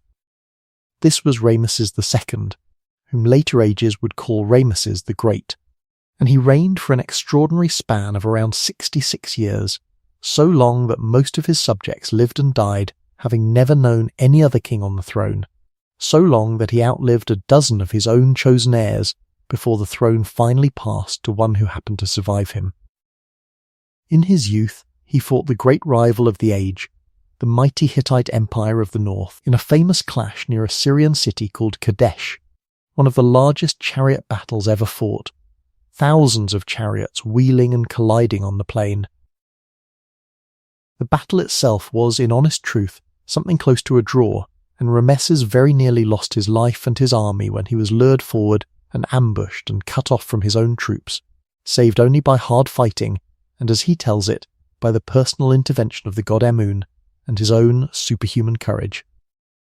But you would never guess it was a draw from the way he told the story afterward, for Ramesses came home and had the battle carved again and again on temple wall after temple wall the length of Egypt, transformed into a glorious personal triumph in which the lion-hearted king single-handedly scattered his enemies, a masterpiece of royal spin that would make any modern politician weep with envy. What actually came out of the long struggle with the Hittites, though, was something genuinely historic and rather more admirable. Years after Kadesh, the two exhausted great powers, unable to destroy each other and each nervous of rising new threats, sat down and made peace, and the treaty they signed is the earliest peace treaty in human history, of which we still possess the actual text, from both sides, a solemn agreement of eternal brotherhood, mutual defence, and the return of fugitives sworn before the gods of both lands. It held. The peace was later sealed, in the old way, by the marriage of a Hittite princess to the Egyptian king, and the two former enemies passed the rest of their days as allies. A copy of that ancient treaty hangs today, fittingly, on the wall of the Great Hall of Nations in the modern world, a reminder that the idea of making peace by written agreement rather than by endless slaughter is at least 3,000 years old. And Ramesses built. He built more and bigger than almost anyone, adding vast halls and courts and pylons to the great temples, raising a new capital in the delta, and carving, deep into a cliff face far to the south in Nubia, the astonishing temple of Abu Simbel. Its front guarded by 4-seated colossi of himself, each as tall as a modern building, gazing out over the river, aligned so cunningly that on 2 days of the year the rising sun shoots straight down the long dark hall within to light the gods enthroned in the sanctuary at the very back. It is one of the boldest monuments ever cut by human hands, and it very nearly drowned in modern times beneath the waters of a great new dam, until an international effort sawed the entire mountain temple into blocks and lifted it, whole to higher ground, an act of rescue that felt, fittingly, almost as pharaonic as the building itself. When Ramesses the Great at last died, an old man who had reigned 2 full generations, the son who succeeded him was himself already elderly, and the empire he had held together was entering choppier waters. That successor faced and beat back the first great wave of a mysterious and terrifying new enemy, a coalition of raiders and migrating peoples the Egyptians called simply the peoples of the sea, and on one of his monuments, celebrating his victories. This king left a single line that has drawn more attention than anything else he ever did, for it contains among a list of defeated foes in the land of Canaan the earliest known mention anywhere of a people by the name of Israel, a small notice on an Egyptian victory monument that has kept scholars busy for well over a century. But the Sea Peoples were only beginning. A generation or so later, under the last great warrior king Egypt would produce, a ruler of the 20th dynasty named Ramesses III, the storm broke in full. All across the eastern Mediterranean, In these years, the great civilizations of the Bronze Age were shaking and falling, one after another, in a wave of collapse whose causes we still argue about. Drought and famine, earthquake, the breakdown of trade, internal revolt, and the movements of displaced and desperate peoples looking for new lands to settle. The mighty Hittite Empire, Egypt's old rival and partner in peace, simply ceased to exist.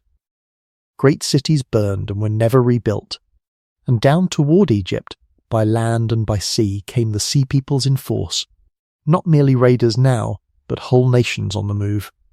Their warriors accompanied by their families and their ox carts piled with belongings, looking to carve out a new home in the rich Egyptian lands. Rameses III met them in two enormous battles, one on land at the edge of the empire, and one extraordinarily in the water at the mouths of the Nile, where he lured the enemy fleet into the narrow channels of the delta and destroyed it with archers on the banks and grappling ships, a sea fight he had carved in vivid crowded detail on the walls of his great memorial temple. He won. He saved Egypt, when so much of the world around it was going down in flames, and he had every right to the pride with which he recorded it.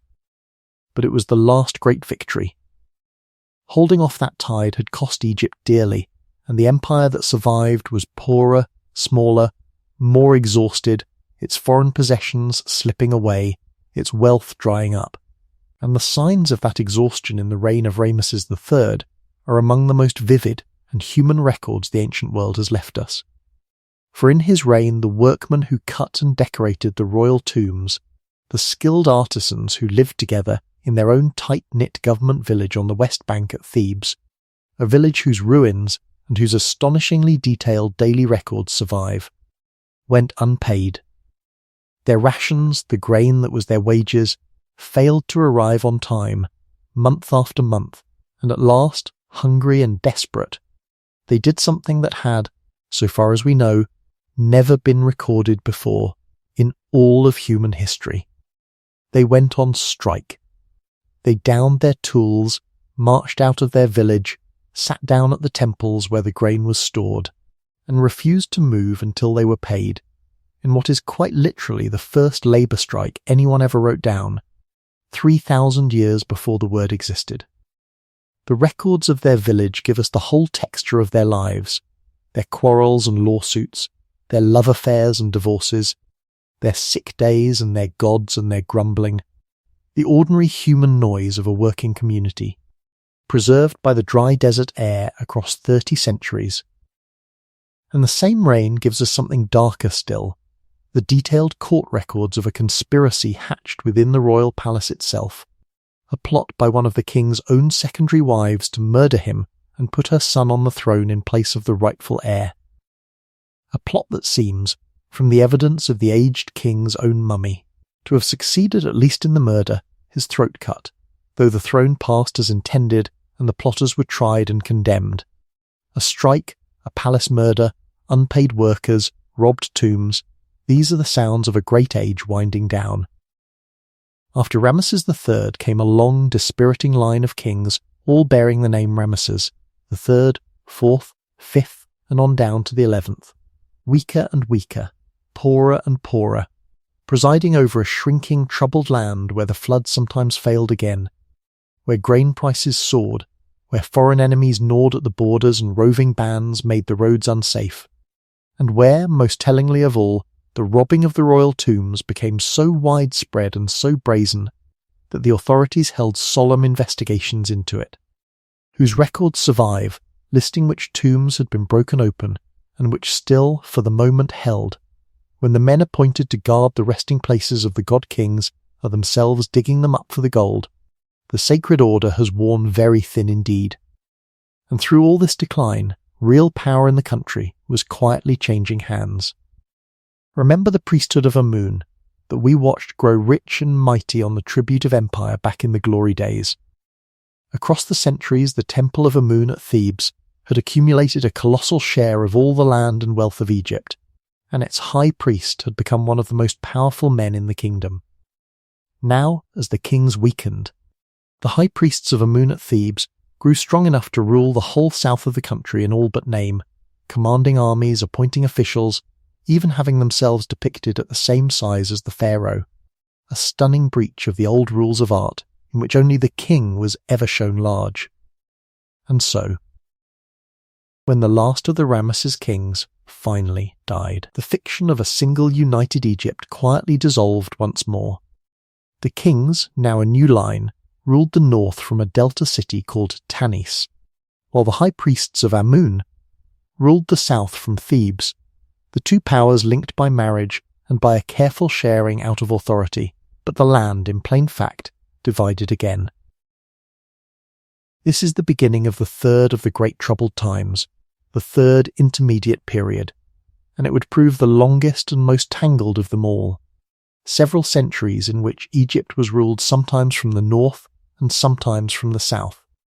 sometimes by native Egyptians, and increasingly by the descendants of Libyan warriors who had settled in the delta and risen, over generations, to become its lords and eventually its pharaohs, so that the crown of the two lands passed to men whose ancestors had come as foreign mercenaries. It was not, for the most part, a violent or a miserable age, but it was a fragmented one, a time of many small kings ruling many small realms up and down the valley at once, the old unity gone soft and diffuse, and the great days of empire fading into memory and legend. And now the story does something it has not done before, something that says a great deal about how the tides of power were turning in the ancient world. For the next great unifier of Egypt, the next strong hand to gather the divided land back under one crown and restore the old piety and the old grandeur, came not from within Egypt at all, but from the south, from Nubia, from the land of Cush beyond the cataracts that Egypt had once conquered and colonized and ruled. Over the long centuries, the Nubians had absorbed Egyptian religion and Egyptian ways so deeply that they had become, in their own eyes, more devoted to Amun and to the ancient traditions than the fragmented, half-Libyanized Egyptians of the north. And so, when a powerful line of kings arose in Cush, they looked north at the squabbling petty rulers of divided Egypt, at the neglect of the old gods. And they came not as destroyers, but as they saw it, as restorers, marching down the river to reunite the two lands and set the worship of Amun back on its proper footing. Their King Pi swept north, took city after city, received the submission of the northern princes, and made himself pharaoh of a reunited Egypt, founding what we count as the 25th dynasty, the line sometimes called the Kushite or Nubian pharaohs, black kings from the deep south who ruled all of Egypt and revered its ancient culture more piously than many of its own people did.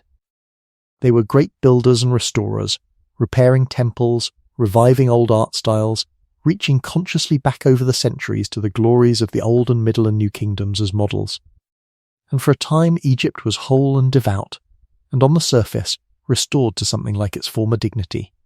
under kings from a land it had once despised as a subject province. It is one of the quiet ironies history loves, that the conqueror becomes the conquered's most faithful pupil, and then its saviour. But the wider world was growing harder and more dangerous, and to the northeast a terrible new power had risen, the most fearsome military machine the ancient Near East had yet produced. The empire of Assyria, ruthless, iron, disciplined, expanding by terror and mass deportation, and it wanted Egypt, or at least wanted Egypt too weak and too frightened to meddle in the lands between them. The Nubian pharaohs, drawn into the affairs of those buffer lands, found themselves at last face to face with the Assyrian war machine, and it was a contest they could not win. The Assyrians invaded, and though they were thrown back more than once, they came again and again, and at last the dreadful thing happened that had scarcely been imaginable in the great days. A foreign army fought its way up the length of Egypt and sacked Thebes itself, the holy city of Amun, the richest and most magnificent city in the land, carrying off its treasures and its people into captivity, a catastrophe so shocking that it echoed across the ancient world and was still being spoken of as the very image of a mighty city brought low by writers in distant lands generations later. The Nubian kings withdrew back to their homeland in the south, where their remarkable civilization would continue, building its own steep little pyramids and worshipping its own version of the old gods for many centuries more, a fascinating afterlife of Egyptian culture flourishing far up the river long after Egypt itself had moved on. But Egypt they had lost. The Assyrians, unable or unwilling to garrison so distant and so vast a land themselves, did what conquerors so often do. They installed local men as their vassals to rule Egypt in their name, and chief among these was a shrewd and capable family from the delta city of Sais. And here Egypt's astonishing resilience shows itself one more time. For these vassal princes of Sais, set up to be Assyrian puppets, waited and gathered strength, and when the Assyrian Empire itself became distracted by troubles closer to home, they quietly slipped the leash, threw off their overlords, reunited the whole country under their own rule, and founded a new native dynasty, the 26th, ushering in a last, late, golden afterglow of independent Egyptian greatness that we call the Site period, after their home city of Sais. It was a remarkable age, self-consciously a renaissance, a deliberate looking back. The kings and artists of this Site revival gazed back across the whole immense span of their own history, more than 2,000 years of it already behind them, and chose to revive and imitate the styles and the titles and the fine craftsmanship of the distant older Middle Kingdoms, copying ancient texts, reproducing archaic art, restoring old temples, as though trying to reach back past all the troubles and the foreign rulers and the divisions to touch the pure fountainhead of their civilization at its source.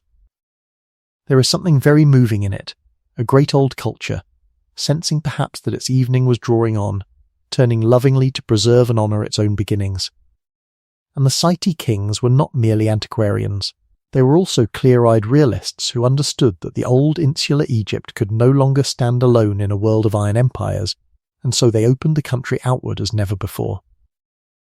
They welcomed Greek traders and settlers, granting them a city of their own in the delta where they could live and trade, the first real Greek foothold in Egypt, and they hired Greek and other foreign mercenaries by the thousands to stiffen their armies with the hard professional soldiers of the wider Mediterranean.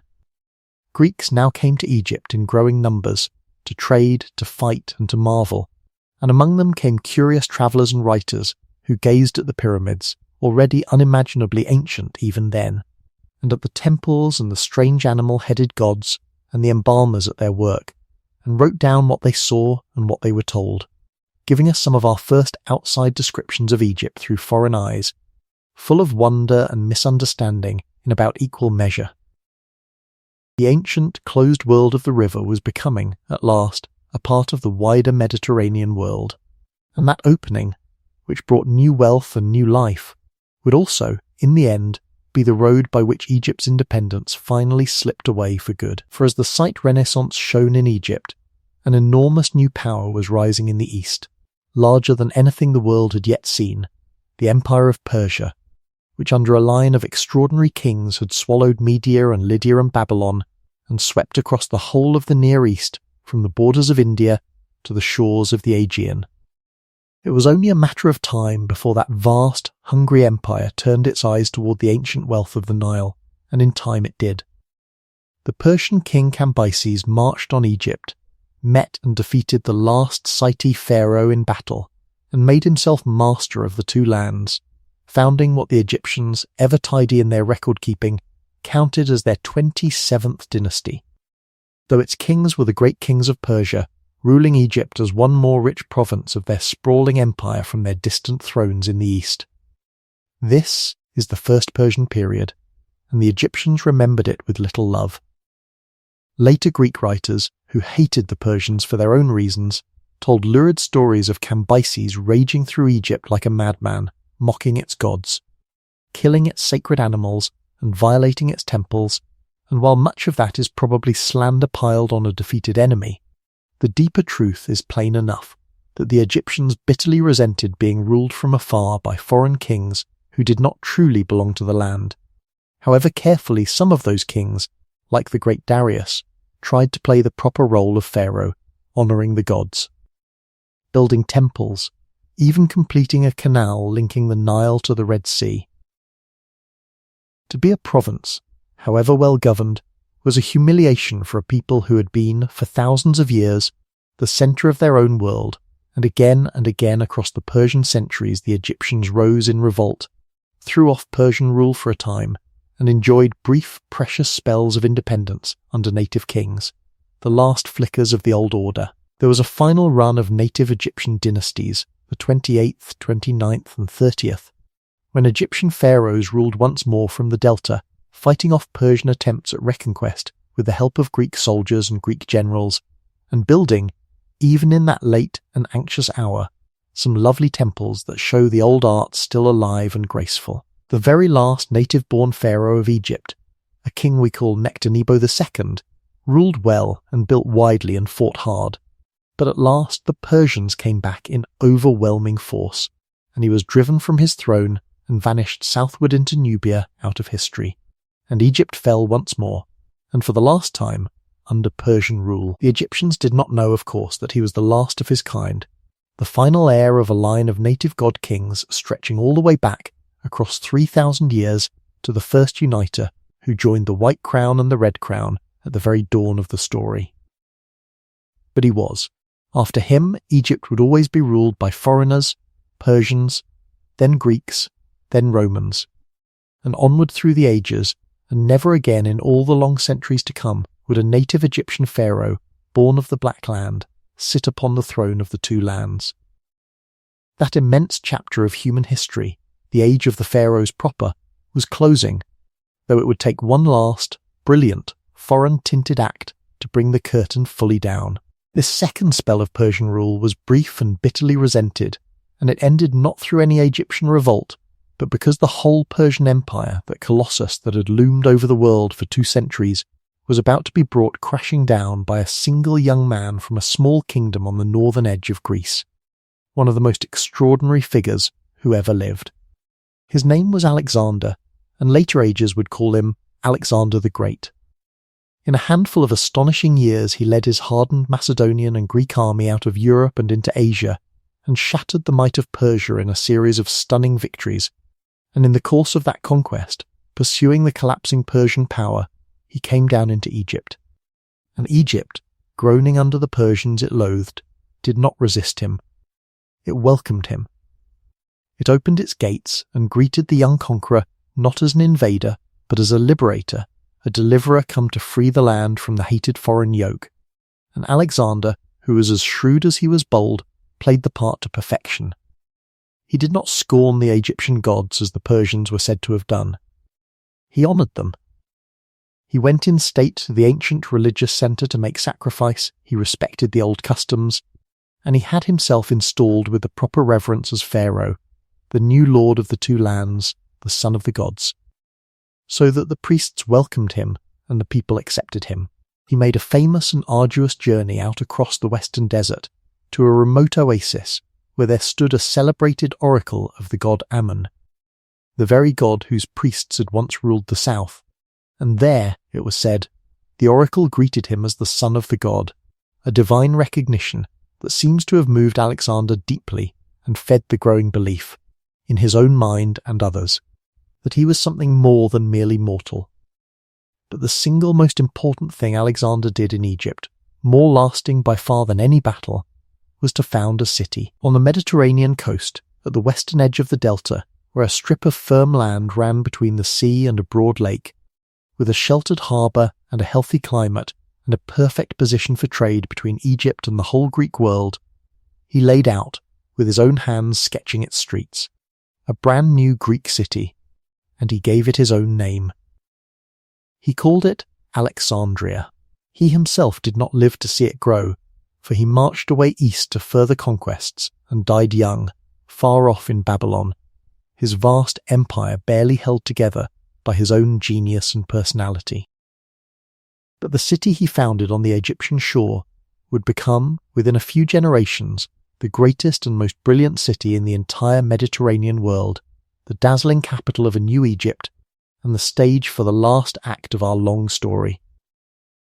When Alexander died, so suddenly and so young, leaving no strong heir and an empire stretching across 3 continents, his great generals fell to fighting over the pieces, and after long and bloody wars they carved his conquests up among themselves, each seizing a great slab of territory to rule as a king in his own right. The general who took Egypt was a tough, canny, level-headed man named Ptolemy, one of Alexander's most trusted companions, and he chose his prize wisely, for Egypt was rich and self-contained, and defended on every side by sea and desert, far easier to hold and to keep than the sprawling, exposed lands the others were tearing at. Ptolemy made himself pharaoh, founding the dynasty we call the Ptolemies, a line of Greek-speaking Macedonian kings who would rule Egypt for the next 3 centuries, right down to its very end. And Ptolemy did one more shrewd and symbolic thing. When Alexander's body was being carried in a great funeral procession back toward Macedonia, Ptolemy intercepted it, took possession of the conqueror's corpse, and brought it to Egypt, where in time it was laid to rest in a splendid tomb in the heart of Alexandria, a holy relic and a source of legitimacy, the founder's own body anchoring the new dynasty to the greatest name of the age. Under the Ptolemies, and above all under the first few able and energetic kings of the line, Alexandria bloomed into the wonder of the world. It was a Greek city laid out on a grand grid plan, with wide colonnaded avenues, palaces, gardens, temples both Greek and Egyptian, and a population drawn from every corner of the Mediterranean. Greeks and Egyptians and Jews and Syrians and traders from everywhere, jostling together in what was, for its day, an astonishingly large, rich, and cosmopolitan metropolis.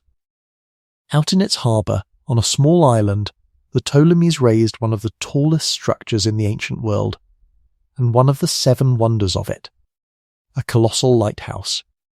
The Pharaohs, a towering stone finger crowned with a mirror and a fire whose light guided ships safely into port from far out at sea, so famous that its very name became the word for lighthouse in more than one language. And at the heart of the city the early Ptolemies founded something even more remarkable and more lasting in its influence than any lighthouse, an institution devoted purely to knowledge. They gathered scholars from across the Greek world and gave them a home, a place to live and study and teach at royal expense, a shrine to the Muses, from which we take our word museum, and beside it, or as part of it, they built the most famous library the ancient world ever knew, the Great Library of Alexandria, and set out, with breathtaking ambition, to collect within its walls a copy of every book, every scroll, every piece of writing in the entire world. Ships that put into the harbour were searched, not for smuggled goods, but for books, which were seized, copied, and often kept, the copies returned, and the originals shelved in the library. Agents were sent out across the Mediterranean to buy scrolls by the cratterload, and within those walls, funded and fed and left free to think, the scholars of Alexandria did some of the finest work of the ancient mind. Here a mathematician set down the foundations of geometry so clearly and completely that his textbook would be studied, almost unchanged, for more than 2,000 years. Here a thinker measured the size of the whole round earth with nothing but shadows, sticks, and reasoning, and got the answer very nearly right. Here astronomers charted the stars, geographers mapped the world, physicians studied the body, and scholars gathered, corrected, and preserved the great poems and plays of the Greek past that might otherwise have been lost to us entirely. For a few glorious centuries, Alexandria was the intellectual capital of the world,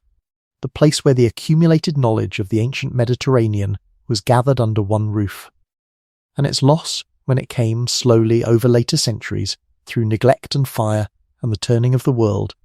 remains one of the great sorrows in the history of learning, the symbol forever of how much precious knowledge the carelessness of ages can let slip away.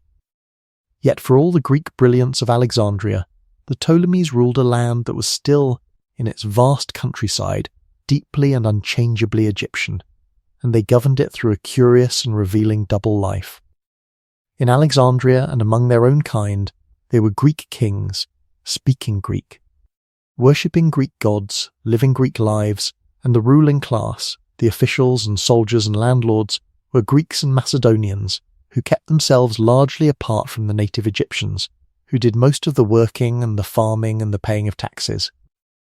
But out among the temples of the old land, on the walls the Ptolemies built and decorated in the ancient style, these same Greek kings had themselves shown as proper pharaohs, in the old kilt and crown, making offering to the old gods in the old way.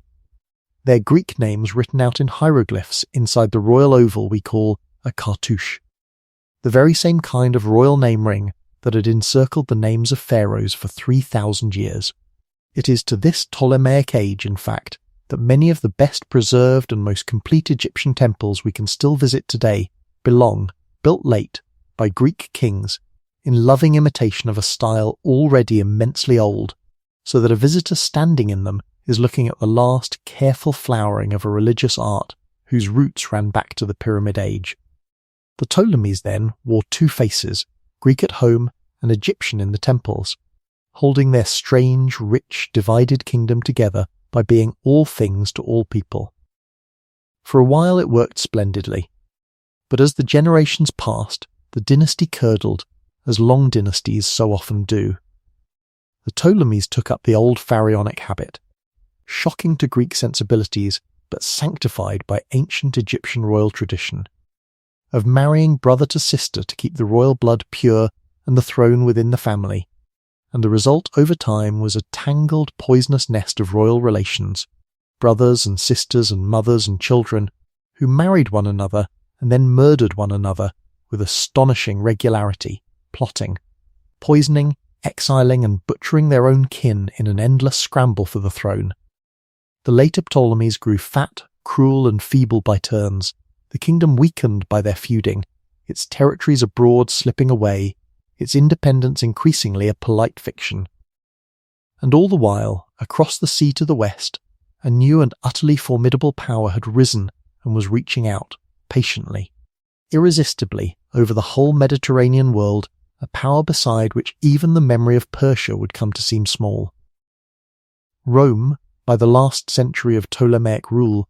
Egypt survived less through its own strength than through Rome's convenience, kept alive and nominally independent, because Rome had not yet quite decided to swallow it, its kings propped up or knocked down by Roman favour, its fate hanging, more and more openly, on the will of the masters of the Western world. And so we come, at the very end of this immense road, to the most famous woman of the ancient world, the last pharaoh of Egypt, the final ruler in a line stretching back 3,000 years to the first uniter of the two lands, a queen whose name has never stopped echoing. Cleopatra, she was. It is worth remembering, not Egyptian by blood at all, but Greek, a Ptolemy, descended from that tough old general of Alexander's, the last and by far the ablest of her decaying dynasty. But she was, by all accounts, unlike the Greek rulers before her, and this tells us much about her. She was the first of all her line, in nearly 3 centuries of ruling Egypt, who actually bothered to learn the Egyptian language, along with, it was said, 6 others, and she embraced the role of Egyptian pharaoh, the daughter of the old gods, more fully and more cleverly than any Ptolemy before her. She was not, the ancient descriptions suggest, a great beauty in any simple sense, but she possessed something more dangerous and more durable. A brilliant mind, a musical and irresistible voice, a quick wit, boundless charm, and an iron political will, and she used every ounce of it in a desperate, brilliant, ultimately doomed campaign to keep her ancient kingdom alive and independent in a world now wholly dominated by Rome. She came to the throne young, in the old Ptolemaic way, meant to rule jointly with a younger brother whom she was also, in the old Ptolemaic way, expected to marry, and the two of them promptly fell to fighting, as Ptolemies did, each trying to shove the other aside, until Cleopatra was driven out and forced into exile, gathering an army to fight her way back. And into the middle of this family war there sailed, at exactly this moment, the most powerful man in the world. For Rome itself was tearing itself apart in a great civil war between 2 titans, and the loser of a decisive battle had fled to Egypt hoping for shelter, only to be treacherously murdered on the beach by Cleopatra's brother's men, who hoped to win the favour of the winner, and the winner, the greatest Roman of the age, came to Egypt in pursuit, and installed himself in the royal palace at Alexandria, to settle the dynastic squabble, and not least, to collect the enormous debts the Ptolemies owed to Rome. His name was Julius Caesar. And the exiled young queen, seeing in this one man the key to her throne and her kingdom's survival, took an extraordinary gamble. She had herself smuggled into the palace, past her brother's guards, and into Caesar's presence, wrapped, the famous story goes, in a bundle of bedding or a carpet carried in over a servant's shoulder, so that she suddenly appeared before the astonished Roman, young, bold, and utterly disarming. Whatever precisely passed between them, and much of the romance has surely been embroidered by later ages, the political result was immediate and total. Caesar took her side, he backed her against her brother, and in the fighting that followed the brother was defeated and drowned in the Nile, and Cleopatra was restored, secure, to the throne of Egypt, now with the might of Rome behind her and, before long, a son whom she named for Caesar and claimed was Caesar's own. For a few years her position seemed brilliant. She visited Caesar in Rome itself, an exotic and dazzling foreign queen. Her kingdom was safe under the protection of the world's most powerful man. And then, on a spring day in Rome, Caesar was struck down, stabbed to death by a conspiracy of his own senators who feared he meant to make himself a king, and the whole board was overturned in an instant. Cleopatra, suddenly exposed, hurried home to Egypt to watch and wait as Rome once more plunged into civil war, this time between the murderers of Caesar and his avengers. The avengers won, and the Roman world was divided between the two greatest of them, a cold, patient, calculating young man who was Caesar's adopted heir in the west, and in the east, nearer to Egypt, a dashing, hard-drinking, larger-than-life soldier who had been Caesar's right hand, named Mark Antony. And Cleopatra, playing the only game that could save her kingdom, set out to win Antony as she had won Caesar, and she succeeded beyond all measure, for Antony fell for her utterly and completely, and their alliance became one of the most famous love affairs in all of history. He came to live with her in Alexandria, half a Roman general and half an Eastern king, and together they dreamed, it seems, of building a great Eastern empire of their own, based on Egypt's wealth and Rome's arms, ruled by the two of them and their children. Antony, in a grand ceremony, publicly gave away great swaths of Rome's eastern territories to Cleopatra and to her children, including the boy she said was Caesar's son, proclaiming them kings and queens of this land and that, an act that handed his cold rival in the west exactly the weapon he needed. For that rival, Caesar's heir, went to the Roman people and the Roman Senate and painted Antony as a man bewitched and unmanned by a scheming foreign queen, a Roman who had thrown away his honour and meant to hand the empire itself over to Egypt and rule it from Alexandria, and Rome, its pride inflamed, declared war, cannily, not on Antony, a Roman, but on Cleopatra, the foreign queen. The two sides met at last in a great sea battle off the western coast of Greece, at a place called Actium. And there, whether through poor tactics or failing nerve or the sheer weight and discipline of the enemy fleet, the cause of Antony and Cleopatra was lost. In the middle of the battle, Cleopatra's squadron broke away and fled south for home, and Antony, abandoning his own struggling fleet, followed her, and the rest of his forces, leaderless and dismayed, soon surrendered. The war was effectively over. The victor followed them, in his own time, to Egypt, and there was nothing left to stop him. As his army closed in on Alexandria and the last of their support melted away, first Antony and then Cleopatra chose to die by their own hands rather than be taken. Antony, it is said, hearing a false report that his queen was already dead, fell upon his own sword. And Cleopatra, held prisoner by the victor, and realizing at last that he meant to keep her alive only to drag her through the streets of Rome in chains as the crowning trophy of his triumph, a humiliation she would not endure, arranged her own death instead. The most famous version of the story, told and retold ever after, says that she had a venomous serpent, an asp, smuggled to her in a basket of figs, and that she pressed it to her skin and let its bite carry her out of the world, dying as she had lived, a queen, on her own terms, adorned in her royal robes, rather than as anyone's captive. Whether it was truly a snake, or some other poison we will never know for certain, but the meaning of it has never faded. With Cleopatra's death, the long, long line of the pharaohs came, finally and forever, to its end. Egypt became a province of Rome, and not merely one province among many, but a special one, held so close and so tightly that the emperor kept it almost as personal property, ruled on his behalf by an official of his own choosing, and forbade the great and powerful men of Rome even to set foot in it without permission, for a reason that was purely practical and entirely about food. Egypt, with its miraculous flood and its endless fields, had become the breadbasket of the empire, the granary that fed the vast, hungry population of the city of Rome itself. And whoever controlled the grain of Egypt held a knife at the throat of the capital. So the emperors kept it for themselves, and each year the great grain fleets sailed from Alexandria to feed the millions of Rome. And the Black Land, which had fed Pharaohs and Persians and Ptolemies, now fed the legions and the mob of a foreign empire across the sea. Its ancient wealth flowing outward to sustain a power that had never even heard of it in the days when the pyramids were young. Under Roman rule, at first much of the old life went on.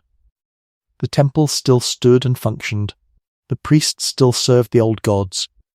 the embalmers still wrapped the dead,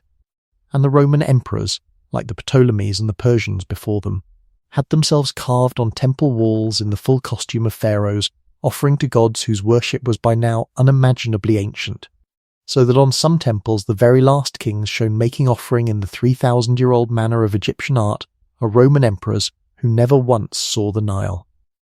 Indeed, in these centuries some of the Egyptian gods went out and conquered the very empire that ruled Egypt, for the worship of the great mother goddess Isis, with her promise of love, protection and life beyond death, spread out of Egypt across the whole Roman world, and temples to her rose as far away as the cold northern frontiers of the empire, so that people who had never seen a palm tree or a pyramid prayed to a goddess of the Nile. But the deep tide was, at last, turning against the old ways, and this time it would not turn back. Slowly over the Roman centuries, a new faith was spreading through Egypt and through the whole Mediterranean world, the faith of the Christians, and it grew, and Egypt became one of its great strongholds, its deserts filling with hermits and monks who invented, there in the very land of the Pharaohs, the whole tradition of Christian monasticism. And as the new faith rose, the old one faded. The temples lost their revenues and their worshippers, the festivals fell silent, the priesthoods which had preserved the sacred knowledge, the writing, the rituals, the calendar, across so many thousands of years, dwindled and died out. And with them died the knowledge itself. For the intricate hieroglyphic writing had always been the closely guarded craft of a trained priestly elite,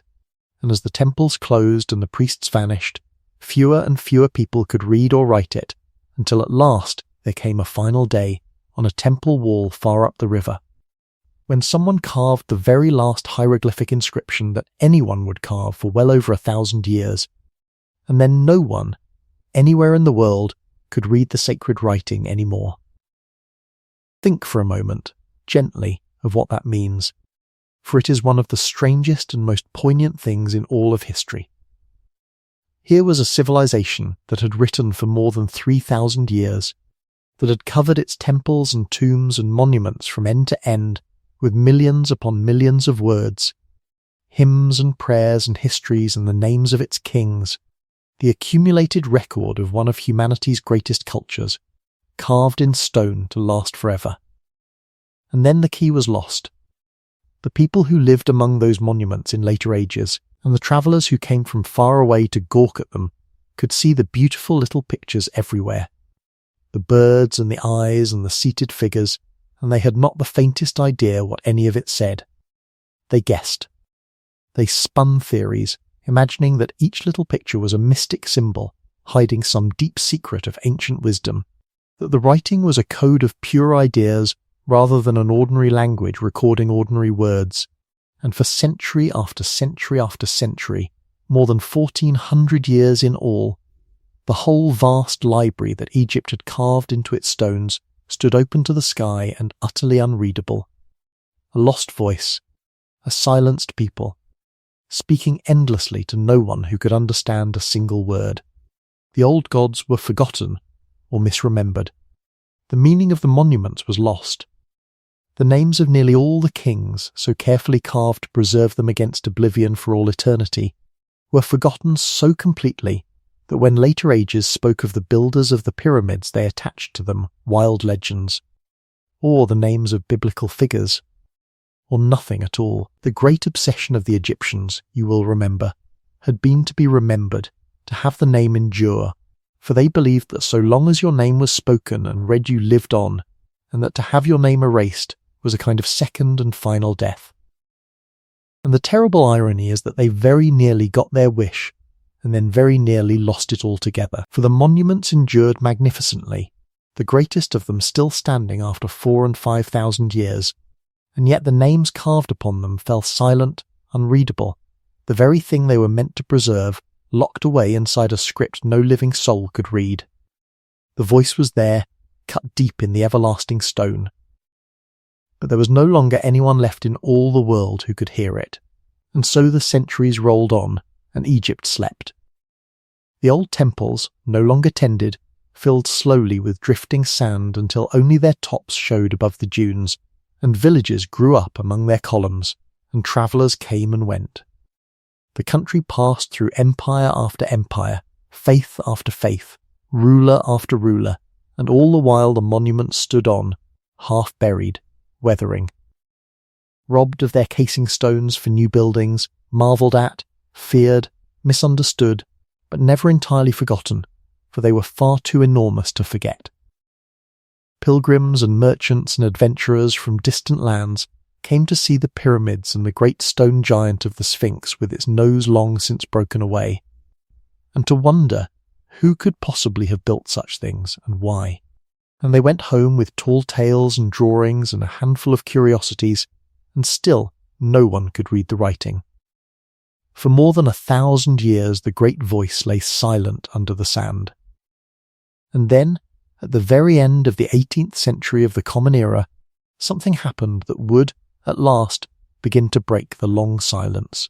A French army, led by a young and ambitious general who would later make himself an emperor, invaded Egypt, chasing dreams of Eastern conquest.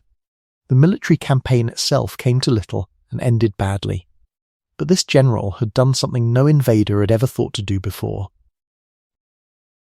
He had brought with his soldiers a small army of a very different kind. More than 150 scholars, scientists, artists, engineers and surveyors, with orders to study, measure, draw, and record everything they could find of this astonishing land and its ancient remains. These learned men fanned out across Egypt in the wake of the army, and they were simply overwhelmed by what they saw.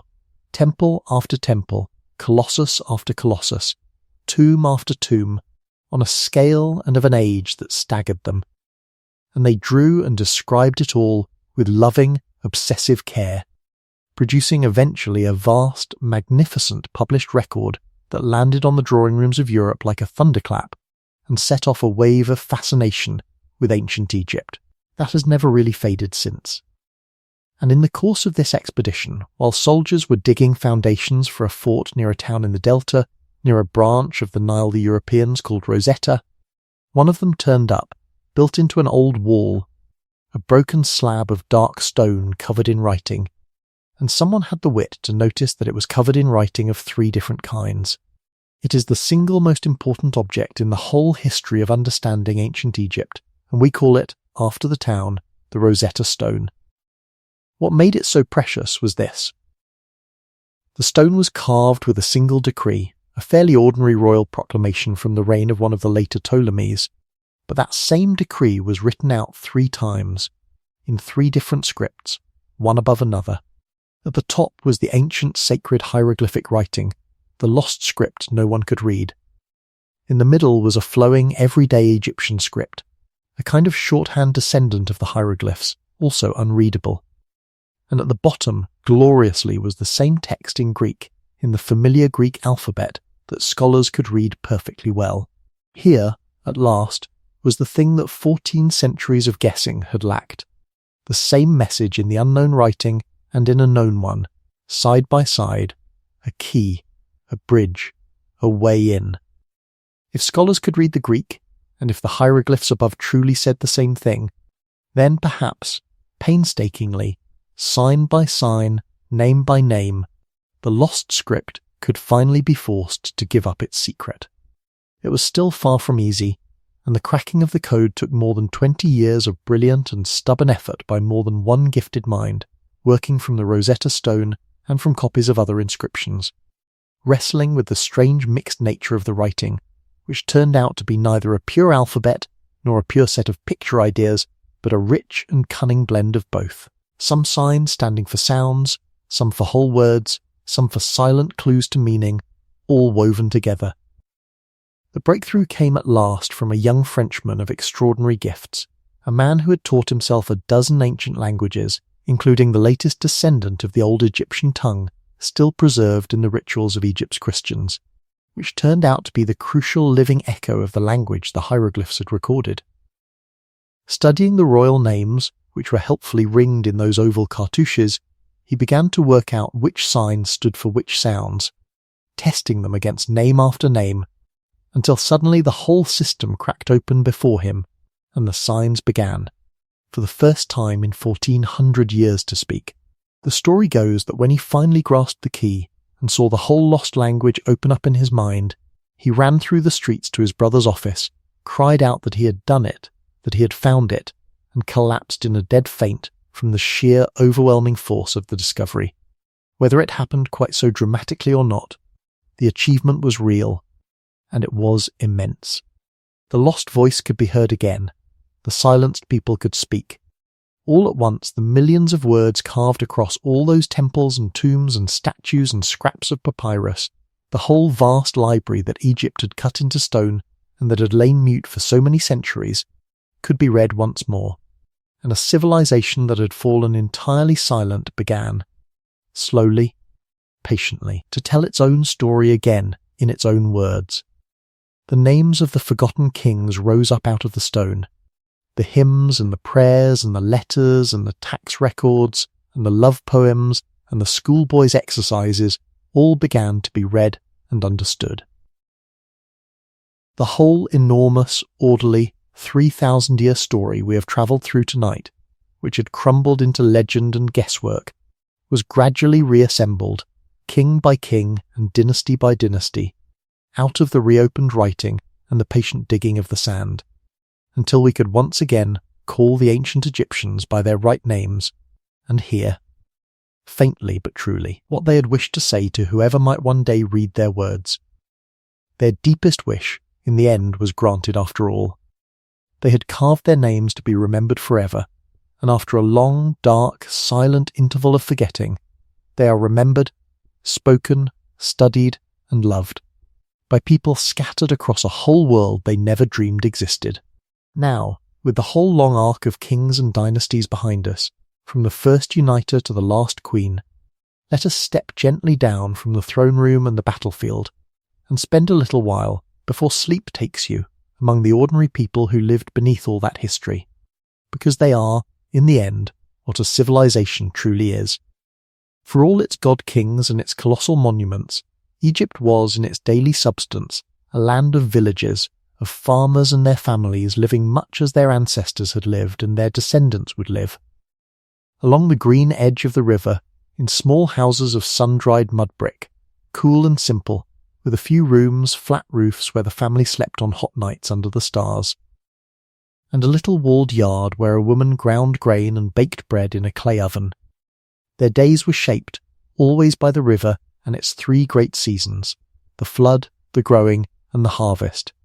and by the sun that rose reliably out of the eastern desert and crossed the enormous sky and sank into the west. In the season of the flood,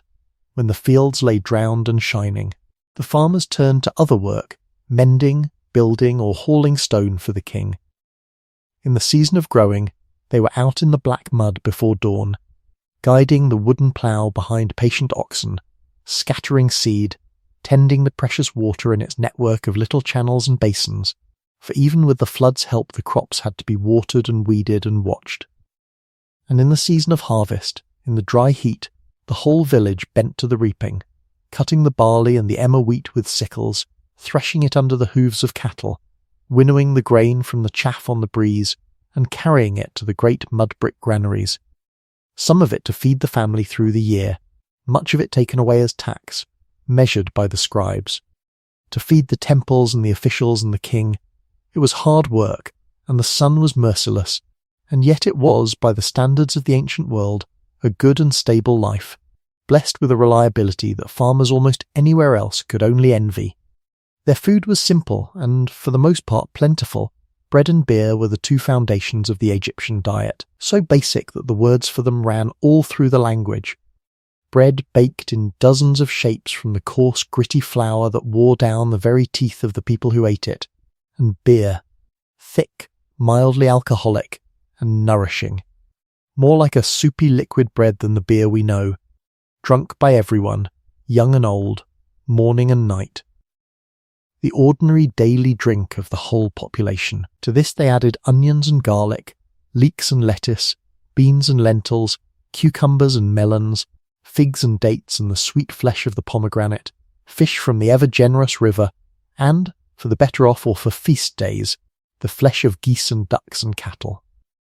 They flavoured their food with herbs, sweetened it with honey and dates, for they had no sugar, and washed it down with beer. Or, for the wealthy, with wine from the vineyards of the Delta. It was, all in all, a healthy and varied diet, and the Egyptians, well fed by their river, were on the whole a prosperous and comfortable people. They dressed simply and sensibly for their hot climate, in light garments of white linen, woven from the flax that grew along the river, the men in kilts, the women in straight elegant dresses, both going often barefoot or in simple sandals of reed or leather. They loved cleanliness and adornment. They bathed and shaved, rubbed their skin with scented oils against the dry heat, and painted their eyes, men and women alike, with dark green and black cosmetics, partly for beauty and partly, it seems, to shield the eyes from the harsh glare of the sun and to ward off infection, giving Egyptian faces that striking dark-rimmed look we know so well from their art. They wore jewellery of gold and coloured stones and bright glazed beads, broad collars and bracelets and rings and earrings, and elaborate wigs of real or plaited hair over their own close-cropped heads, for the wig was both fashion and comfort in that climate. At their feasts, the wealthy reclined among flowers and music, served by attendants, entertained by musicians plucking harps and lutes, and by graceful dancers wearing on their heads, in a charming custom their art loved to show, little cones of scented fat that slowly melted in the warmth of the evening and ran down deliciously perfumed over hair and shoulders. And in the homes of the poor there was music too, and beer, and laughter, and the same human round of gossip, and courtship, and quarrel, and reconciliation that fills every human community that has ever been. Family was the heart of it all. The Egyptians married, usually young, and by all the evidence they valued marriage and home and children deeply, and, in a way that set them somewhat apart from many other ancient peoples, they gave women a notably high and secure place in the law and in daily life. An Egyptian woman could own property in her own name, buy and sell it, inherit it, run a business, go to court, make a will, and keep control of her own possessions within her marriage, rights that women in many other ancient societies, and indeed many much later ones, could only have dreamed of. Marriage seems to have been for most a practical and affectionate partnership rather than a grand ceremony, a matter of two people setting up a household together, and the love poetry that survives from Egypt is tender, playful, and startlingly fresh young lovers longing for one another, comparing the beloved to flowers and gazelles and the sweetness of the river, aching and teasing and rejoicing in words that could have been written yesterday. They adored their children, protected them with charms and prayers against the many dangers of an age with little medicine, mourned them terribly when the frequent sicknesses of childhood carried them off, and raised them to honour and care for their parents in old age and, above all, to bury them properly and tend their memory after death. For running underneath all of this ordinary sunlit human life, as steady and as ever-present as the river itself, was the Egyptians' profound and hopeful preoccupation with what lay beyond it, with death, and with the life they believed followed death, and it is there, in that great tender hope, that we shall turn as the lamp burns low. The Egyptians did not fear death in the way we might expect of a people so surrounded by it. They feared dying badly, and they feared not being properly prepared, but death itself they understood not as a wall but as a doorway, a passage from this life to another, and the great labour of their religion was to make sure that the passage was safely made and the second life securely won. At the centre of their hope stood a beautiful and sorrowful story, the story of the god Osiris, which they told and cherished for thousands of years. Osiris, they said, had been a good king who ruled the earth wisely and taught people how to farm and to live in peace. But he was betrayed and murdered by his jealous brother, the god of chaos and the desert, who tore his body apart and scattered the pieces across the land.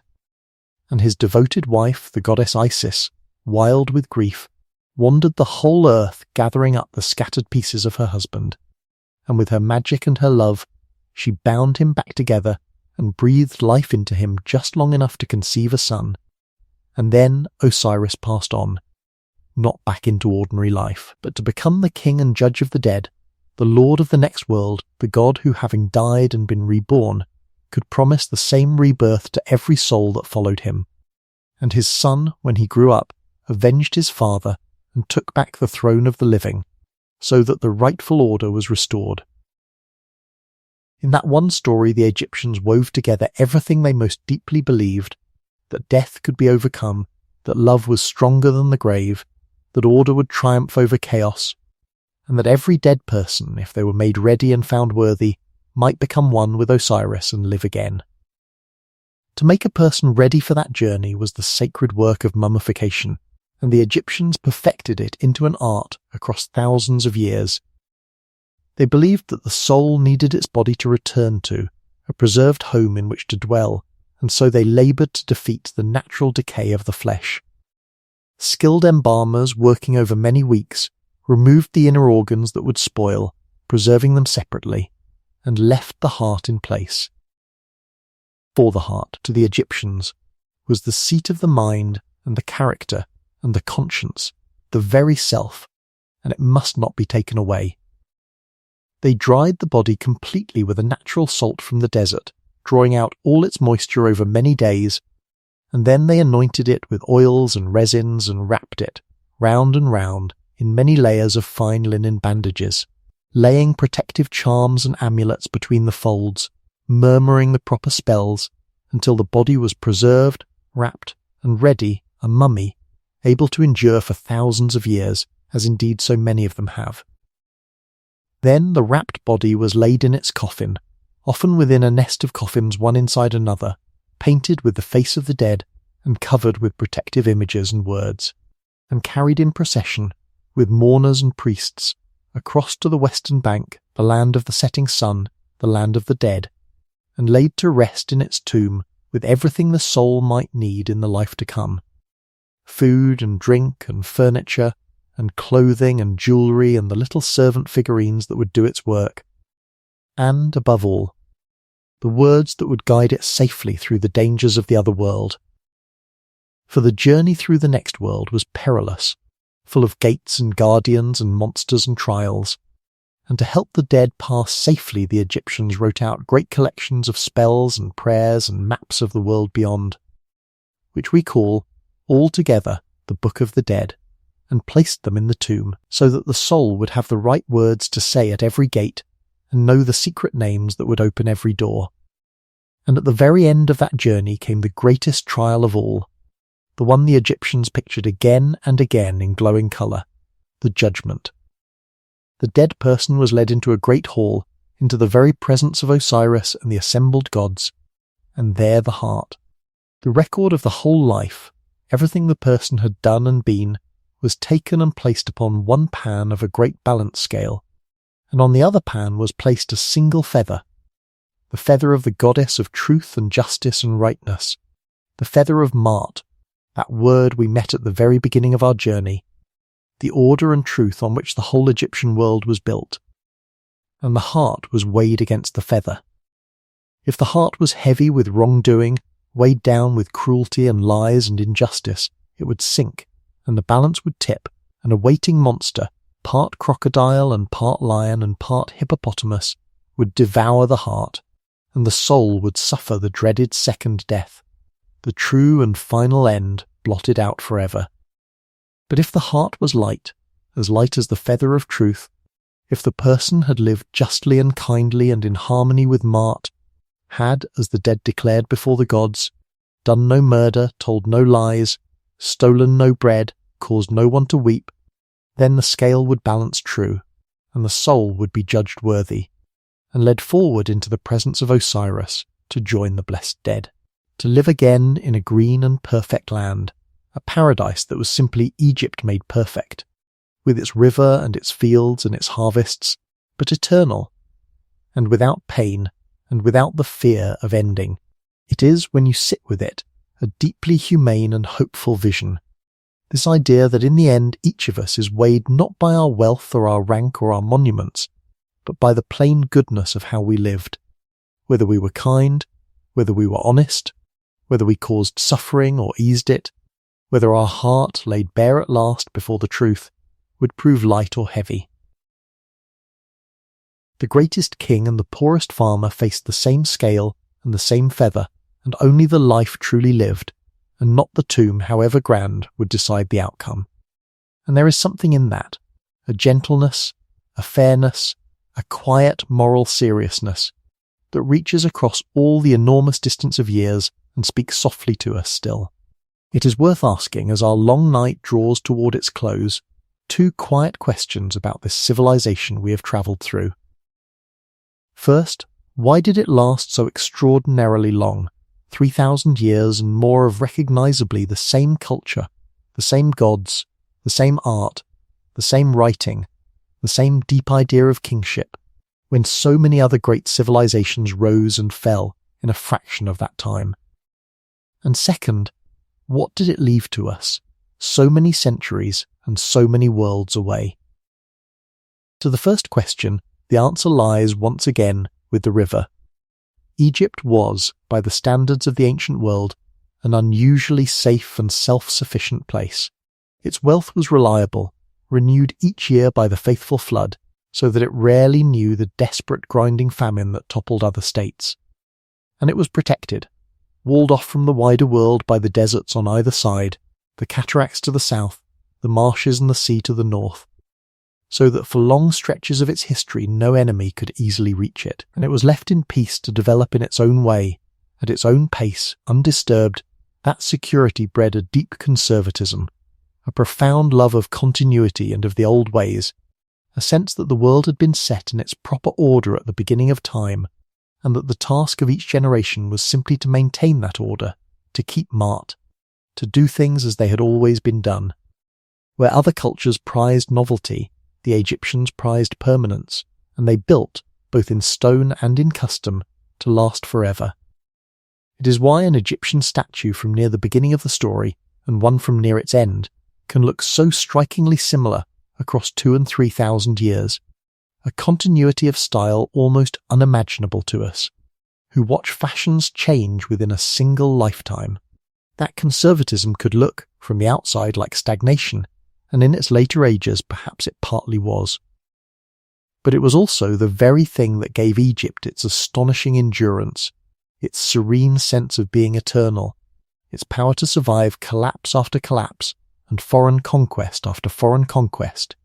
and still each time to gather itself back into recognisably the same ancient shape. The river gave, the desert guarded, and the deep love of the enduring order held the whole vast structure together across a span of time so long that the pyramids were already more ancient to Cleopatra than Cleopatra is to us.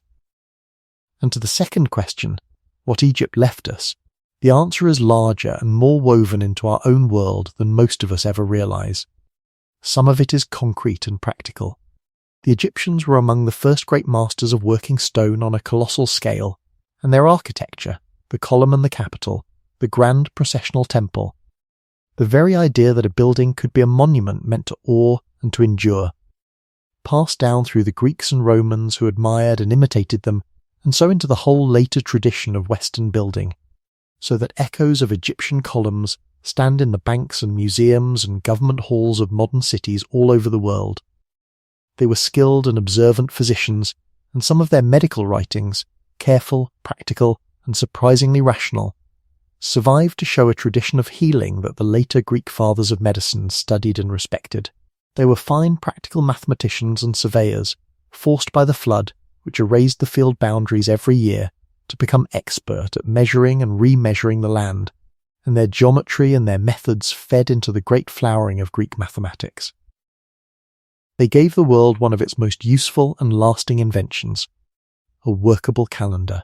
a year of 365 days divided into 12 months, far more convenient than the tangled moon calendars of their neighbours, and it was a refined version of the Egyptian calendar that Rome adopted and passed down, so that the shape of our own year still carries, faintly, the memory of Egyptian priests watching for the return of a bright star before the rising of the Nile.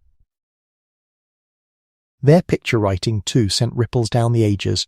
for the very idea of the alphabet,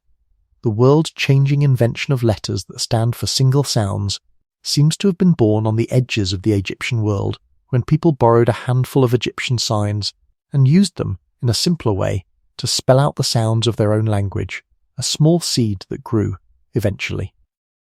into the alphabets of half the world, including the very letters in which these words are written. But beyond all these concrete gifts, Egypt gave the world something less tangible and perhaps more powerful. An image, an idea,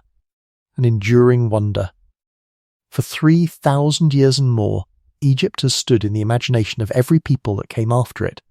as the very picture of deep antiquity, of mystery, of a wisdom impossibly old. The Greeks came to it as students, in awe of its age and its knowledge, and carried its ideas home. The Romans plundered its monuments and shipped its very obelisks across the sea to stand, as they still stand, in the squares of European cities. Age after age has gazed at the pyramids and the Sphinx and the golden mask, and felt that shiver of contact with something vast, and ancient, and only half understood. And that fascination has never died. Egypt gave us, in the end, the enduring human sense that the past is deep and rich and worth the reaching for, that beneath our feet lie the lives and works and dreams of people who came unimaginably long before us, and that they too loved and feared and hoped and built against the dark, and are in some quiet way still with us, and they are still with us in the most literal way imaginable, for the monuments themselves endure out under the same sun, beside the same river, waiting patiently to be visited. Think, as your eyes grow heavy, of the great pyramids of Giza standing on their plateau at the desert's edge, worn now, stripped of their gleaming casing, the sand piled against their feet, and yet still so vast that a person standing at the base can scarcely take in the whole with a single glance. Still the oldest and the last surviving of all the ancient wonders of the world, having outlasted every other marvel their age produced. Think of the Sphinx crouched below them, its features softened by 5,000 years of wind and sand, gazing east toward the dawn as it has gazed since before the pyramids were built, keeping its long silence. Think of the great temple of Amun at Karnak far to the south, its forest of gigantic columns still standing, so thick and so tall that the people who walk among them look like ants at the feet of a stone woodland, the paint still clinging in the high shadows where the sun and centuries could not reach it, the names of the god-kings still legible on the walls now that we have learnt again to read them. Think of the terraced temple that the woman Pharaoh built against the cliffs, still rising in its clean pale colonnades out of the desert as elegantly as the day it was finished. Think of the 4-seated giants of Ramesses at Abu Simbel, lifted stone by stone above the rising waters of the modern dam, still gazing out across the river as their maker intended, and still twice each year admitting the rising sun down their long dark hall to touch the gods in the sanctuary at the back. a piece of astronomical clockwork 3,000 years old and still keeping time. Think of the painted tombs in the Valley of the Kings, their ceilings still deep blue and scattered with golden stars, their walls still glowing with the reds and greens and golds of the journey of the dead through the night toward the dawn. Colours laid down by artists who have been dust for 30 centuries, and yet whose brushwork we can still admire by lamplight. And think too of the countless smaller things that the miraculous dryness of the Egyptian desert has preserved for us as nowhere else on earth. The fragile things that everywhere else would have rotted and vanished, but that in Egypt survived, the loaves of bread and the bunches of flowers laid in the tombs, the children's toys, the folded linen, the letters and the tax rolls and the schoolboys' scribbled exercises on scraps of pottery, the private grumbles and love notes and shopping lists of ordinary people, so that we can hold in our minds not only the kings and their monuments, but the small, warm human texture of daily life across all those thousands of years. It is one of the great gifts of that dry desert air that it did not merely preserve the grand and the golden, but the humble and the everyday, the very breath of ordinary living, and handed it forward to us across an almost unthinkable gulf of time. And still, even now, the story is not finished being uncovered. The sand of Egypt is not yet done giving up its secrets, and scarcely a year goes by without some new discovery, a tomb found intact, a lost text read, a buried city mapped beneath the fields, a fresh chamber opened, so that the long tale we have followed tonight is not a closed book, but an open one, still being written, still surprising the very scholars who have given their lives to it. The Egyptians believed that to speak the name of the dead was to give them life, and every time a visitor stands before one of those weathered cartouches and reads out, however haltingly, the name of a king carved there 4,000 years ago, that ancient wish is quietly, gently fulfilled once more. Through all of it, through the whole immense span from the first farmers to the last queen, and on down through all the silent centuries to our own restless age, one thing has never changed, never paused, never failed. The river still flows. The Nile still rises out of the far mountains of Africa and comes north through the desert exactly as it did before there were any pharaohs to watch it, or any pyramids to reflect in its floodwaters. Exactly as it did on that first dark night at the very beginning of our story, when we pictured its slow certain current moving through a land of black soil and pale stone, under a sky crowded with stars. In the modern age, a great dam has tamed the old wild flood, so that it no longer spreads across the fields each summer as it did for all those thousands of years, and that is a change the ancient Egyptians could scarcely have imagined, the taming of the very heartbeat of their world. But the river itself flows on, patient and enormous and old beyond all reckoning, the same water threading the same green ribbon through the same red desert, past the same monuments, under the same returning star, carrying the same silence it has always carried, southward to northward, down toward the waiting sea. Consider, as well, drifting gently now, how this whole world was fed and clothed and built. For behind the kings and the gods lay a vast, humming economy of goods and labour, and it too moved to the rhythm of the river. Egypt had almost no money in the way we would understand it for most of its history, no coins, no cash, and yet it was one of the richest and most smoothly run economies of the ancient world, because it worked by a great system of gathering and giving out. The grain of the harvest was collected as tax into the granaries of the temples and the state, measured and recorded by the scribes, and then paid out again as the wages and rations that fed the officials, the soldiers, the priests, and the armies of workers, so that the whole country was, in a sense, one enormous household. Its wealth flowing in and flowing out through the storehouses of the king and the gods. Goods were valued and exchanged against one another, a certain weight of copper, a measure of grain, a jar of oil, so that people could trade fairly in the markets without any coin ever changing hands, bartering fish for sandals and linen for beer, with a shared sense of what each thing was worth. And into this economy flowed the riches of the lands around, for Egypt, though it had grain and flax and cattle in abundance, lacked other things it craved, and sent out its expeditions to fetch them.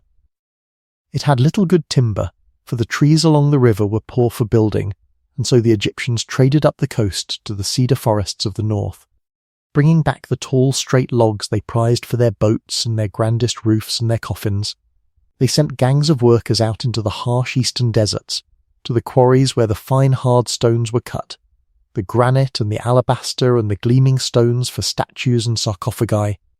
and to the mines where they dug for copper and for turquoise, and for the gold that made Egypt famous and envied throughout the ancient world. For the deserts of Egypt and of Nubia to the south were rich in gold, and it was Egypt's gold, more than anything, that made its kings the treasured trading partners and the envied great powers of their age.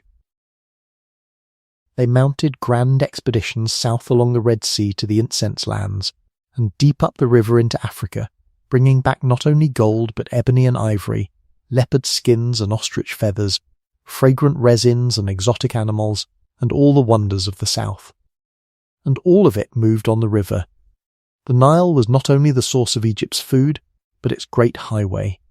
its single road running the whole length of the land, and upon it everything travelled, the grain and the stone and the timber and the traders and the soldiers and the gods in their festival barges.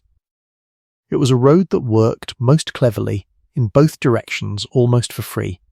for the current carried a boat gently northward, downstream, toward the sea, while the wind in that land blew almost always from the north, so that a boat need only raise its sail to be pushed southward, upstream, against the current. Down with the current, up with the wind. So convenient was this arrangement that the very hieroglyph the Egyptians drew for travelling south was a boat with its sail up, and the sign for travelling north was a boat with its sail down and its oars out, the direction of travel built right into their writing. On that shining road the whole life of the kingdom flowed back and forth. The great stone blocks for the pyramids floated down on barges during the flood, when the water reached nearest the quarries and the building sites, the harvest carried to the granaries. The dead borne across to their tombs on the western shore, and the ordinary daily traffic of a river people who lived their whole lives within sight and sound of the moving water. To be Egyptian was to belong to the river, to measure the year by its rising and falling, to eat the bread it grew and drink the beer it watered, and travel the road it made, and at the last, to cross it westward into the land of the setting sun. Before we let the last of our wakefulness go, let us drift once more, softly, among the gods of that old land,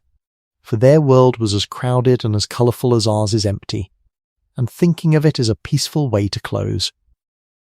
The Egyptians lived among a great host of gods, hundreds of them, some worshipped across the whole land, and some belonging only to a single town or a single household, and they pictured many of them in a way that has always struck outsiders as strange and wonderful, with the bodies of men and women and the heads of animals, the falcon and the ibis and the jackal, the cow and the ram and the cat, the crocodile and the lioness. This was not because they thought the gods truly looked so, but because each animal captured some quality of the god, the soaring far-seeing keenness of the falcon for the sky god, the fierce protective ferocity of the lioness, the patient wisdom of the long-beaked ibis, the watchful loyalty of the jackal who haunted the desert edges where the dead were buried and so became the guardian and guide of souls. There was the great sun god in his many forms, sailing his boat across the sky by day and through the perilous underworld by night, fighting off the monstrous serpent of chaos each night so that dawn could come again. There was the sky as a great goddess arched over the earth, her body scattered with stars, swallowing the sun each evening and giving birth to it each morning. There was the god of wisdom and writing, patron of the scribes, who invented the sacred script and kept the records of the gods. There was the gentle goddess of love and music and joy, and the fierce goddess of war and healing, and the mother goddess Isis with her endless devotion, and grim Osiris in his kingdom of the dead. And the green shoots and the dark river and the harvest all had their gods, and the home had its own small friendly household spirits, a comic dwarf god who guarded sleeping families and women in childbirth, a hippopotamus goddess who watched over mothers and babies, homely, beloved figures whose little images sat in ordinary houses to keep the family safe through the dangers of the night. The gods lived, the Egyptians believed, in their temples, and the temple was not, as our places of worship are, a hall where the people gathered to pray together. It was the god's house, the god's private dwelling, and only the priests could enter its inner rooms, where the divine image was kept. Each day the priests performed the same tender, careful ritual, as though caring for a living person, waking the god at dawn, washing the sacred image, dressing it in fresh linen, anointing it with sweet oils, and setting before it a feast of food and drink, of which the god took the invisible essence, and the priests practically ate the rest. In this way the priests served the gods on behalf of the whole land, keeping them content, and keeping, through them, the whole order of the world in balance, for a pleased God meant a good flood and a good harvest, and a land at peace. The ordinary people did not usually come inside, but they were not shut out of religion, for the great temples reached out to them through festivals, and the Egyptian year was studded with festivals, joyful public holidays when the god came out. On these great days the priests lifted the sacred image, hidden in a shrine on a golden boat, onto their shoulders, and carried it out of the temple in a magnificent procession, out among the cheering, feasting crowds, from one temple to another, along the river in gorgeous decorated barges. And the whole population poured out to celebrate, to eat and drink and sing and dance, to bring their questions and their troubles before the passing god and receive, through the swaying of the sacred boat on the priest's shoulders, his answers, yes or no, to the matters that weighed on their hearts. There were festivals of the harvest and festivals of the dead, when families crossed to the western cemeteries to picnic at the tombs of their ancestors and share a meal, in spirit, with those who had gone before. There was joy in it, and comfort and belonging, the deep human comfort of a shared calendar of sacred days that gave shape and meaning to the turning year, that bound the living to their gods and to their dead, and to one another, and that promised, always, that the great circle would keep on turning, flood and growth and harvest, birth and death and rebirth, for ever and ever, world without end. Let us linger too a little while on the art these people made, for it is one of the most instantly recognizable art styles the world has ever produced, and understanding it is a soothing thing to hold in the mind as sleep draws near. When we look at Egyptian painting and carving, at those rows of graceful figures on the tomb and temple walls, we notice at once that the people are shown in a curious way, the head turned to the side in profile, but the single visible eye drawn as though seen from the front, the shoulders square and facing us, and the legs and feet again in profile, walking, to our eyes. Trained on later kinds of art, this can look stiff or awkward, a figure twisted impossibly to show every part at once. But that is exactly the point, and once you understand it, it becomes rather beautiful. The Egyptian artist was not trying to show a person as a camera would catch them from one chance angle in one fleeting instant. He was trying to show the person completely, truly, permanently, each part of the body drawn from the angle that showed it most clearly and most characteristically, the eye from the front where an eye is most an eye, the face from the side where a profile is most a face, so that the finished figure was not a snapshot, but a kind of perfect, timeless summary, the idea of a person rather than a passing glimpse of one. It was an art of eternity, made to serve the dead forever, and so it strove for clarity and permanence rather than for the accidents of a single moment. This is also why Egyptian art changed so little across all those thousands of years, for it was governed by fixed rules and proportions, a strict grid the artists were trained to follow,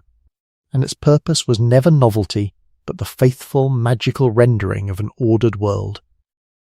And it was magical, in the most literal sense they believed. The images and the written names were not mere decoration, but working things, able to sustain the person or the offering they depicted for all eternity, so that the food painted on a tomb wall would feed the dead forever. The servants carved there would labour forever, and the name written there would keep its owner alive forever, as long as the wall stood and the sign endured. To make an image was, in a way, to make a kind of reality, which is why they were sometimes careful to leave dangerous creatures drawn incomplete, or to write the names of enemies in ways that could be broken, lest the image or the word come to life and do harm. Behind this art, and behind all the writing and the records and the great administration of the kingdom, stood the scribes, that proud and privileged class we met near the beginning, and it is worth returning to them, for they were, in truth, the people who held the whole edifice together. A boy fortunate enough to be sent to the scribal school faced years of hard, dull, repetitive work, copying out texts again and again on scraps of pottery and smoothed boards, learning the hundreds upon hundreds of signs, memorizing the classic writings, submitting to a discipline that the schoolmasters enforced with a proverb we would blush to repeat too plainly, whose gist was that a boy's ears are on his back, and he listens when he is beaten. But at the end of it lay a life of comfort, respect, and security beyond almost anything else a commoner could hope for the literate man could become an official. A manager, a priest, a servant of the king could rise, in a society that did allow a gifted commoner to rise, to great heights of wealth and honour, all on the strength of his reed pen. And so the scribes cherished their craft and boasted of it, and left us, among their exercises, one of the most touching pieces of writing to survive from the whole ancient world. A passage in which an old scribe reflects that the great writers of the past have no pyramids of stone, and no heirs to tend their tombs, and yet they are better remembered than any king, because their true monuments are the writings they made, and a book, he says, is more lasting than a tombstone or a wall, for it keeps the name alive on the lips of the living far longer than any building of. Stone. It is an extraordinary thing to read, that quiet insistence, 3,000 years old, that words outlast stone, that to write well is to buy a kind of immortality that no pyramid can purchase, and it is, of course, exactly, hauntingly true, for we have their words still, and we speak their names still, precisely because they wrote them down. And so we have come, very slowly, very slowly, very slowly, all the way down the long river of this story, from the first small villages of mud and reed on the banks of the flooding Nile, through the joining of the two lands under the double crown, through the towering age of the pyramid builders and its slow dissolving into hunger and division, through the thoughtful golden second age and its classical grace, through the humiliation of foreign rulers and the fierce reconquest that followed, through the dazzling imperial glory of the new kingdom with its warrior kings and its woman Pharaoh, its heretic of the sun and its golden boy, and its great long reigning builder, through the great wave of collapse that swept the ancient world and the long fragmented centuries that came after, through the pious black pharaohs from the south and the terrible Assyrians and the late Renaissance of Cyrus, through Persian conquest and brief flickering freedom, through Alexander and his shining city, through the 3 Greek centuries of the Ptolemies with their lighthouse and their library, and at last to Cleopatra and the coming of Rome,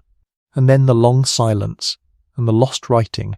and the slow wondrous rediscovery, and the voice recovered from the stone. 3,000 years and more, laid end to end, and through all of it the same deep pattern repeating, the same rise and fall and rise again. The golden ages of strong kings and full granaries when mart held and all was in its proper order, and the troubled in-between times of weakness and division and hunger when chaos leaked back in, and then, always, somehow, the gathering up again, the reunion, the restoration, the sun coming up once more on a land that would not, for all its stumbles, stop being itself. If there is a single quiet lesson in that long rhythm, drifting up to us now across the enormous distance of the years, perhaps it is this,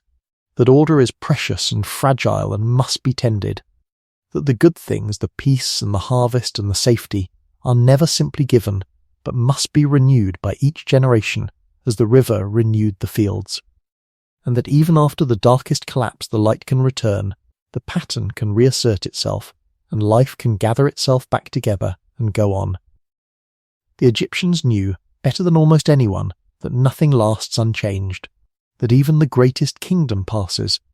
that the strongest king is weighed at last against a feather, and yet they also knew, and built their whole world upon knowing,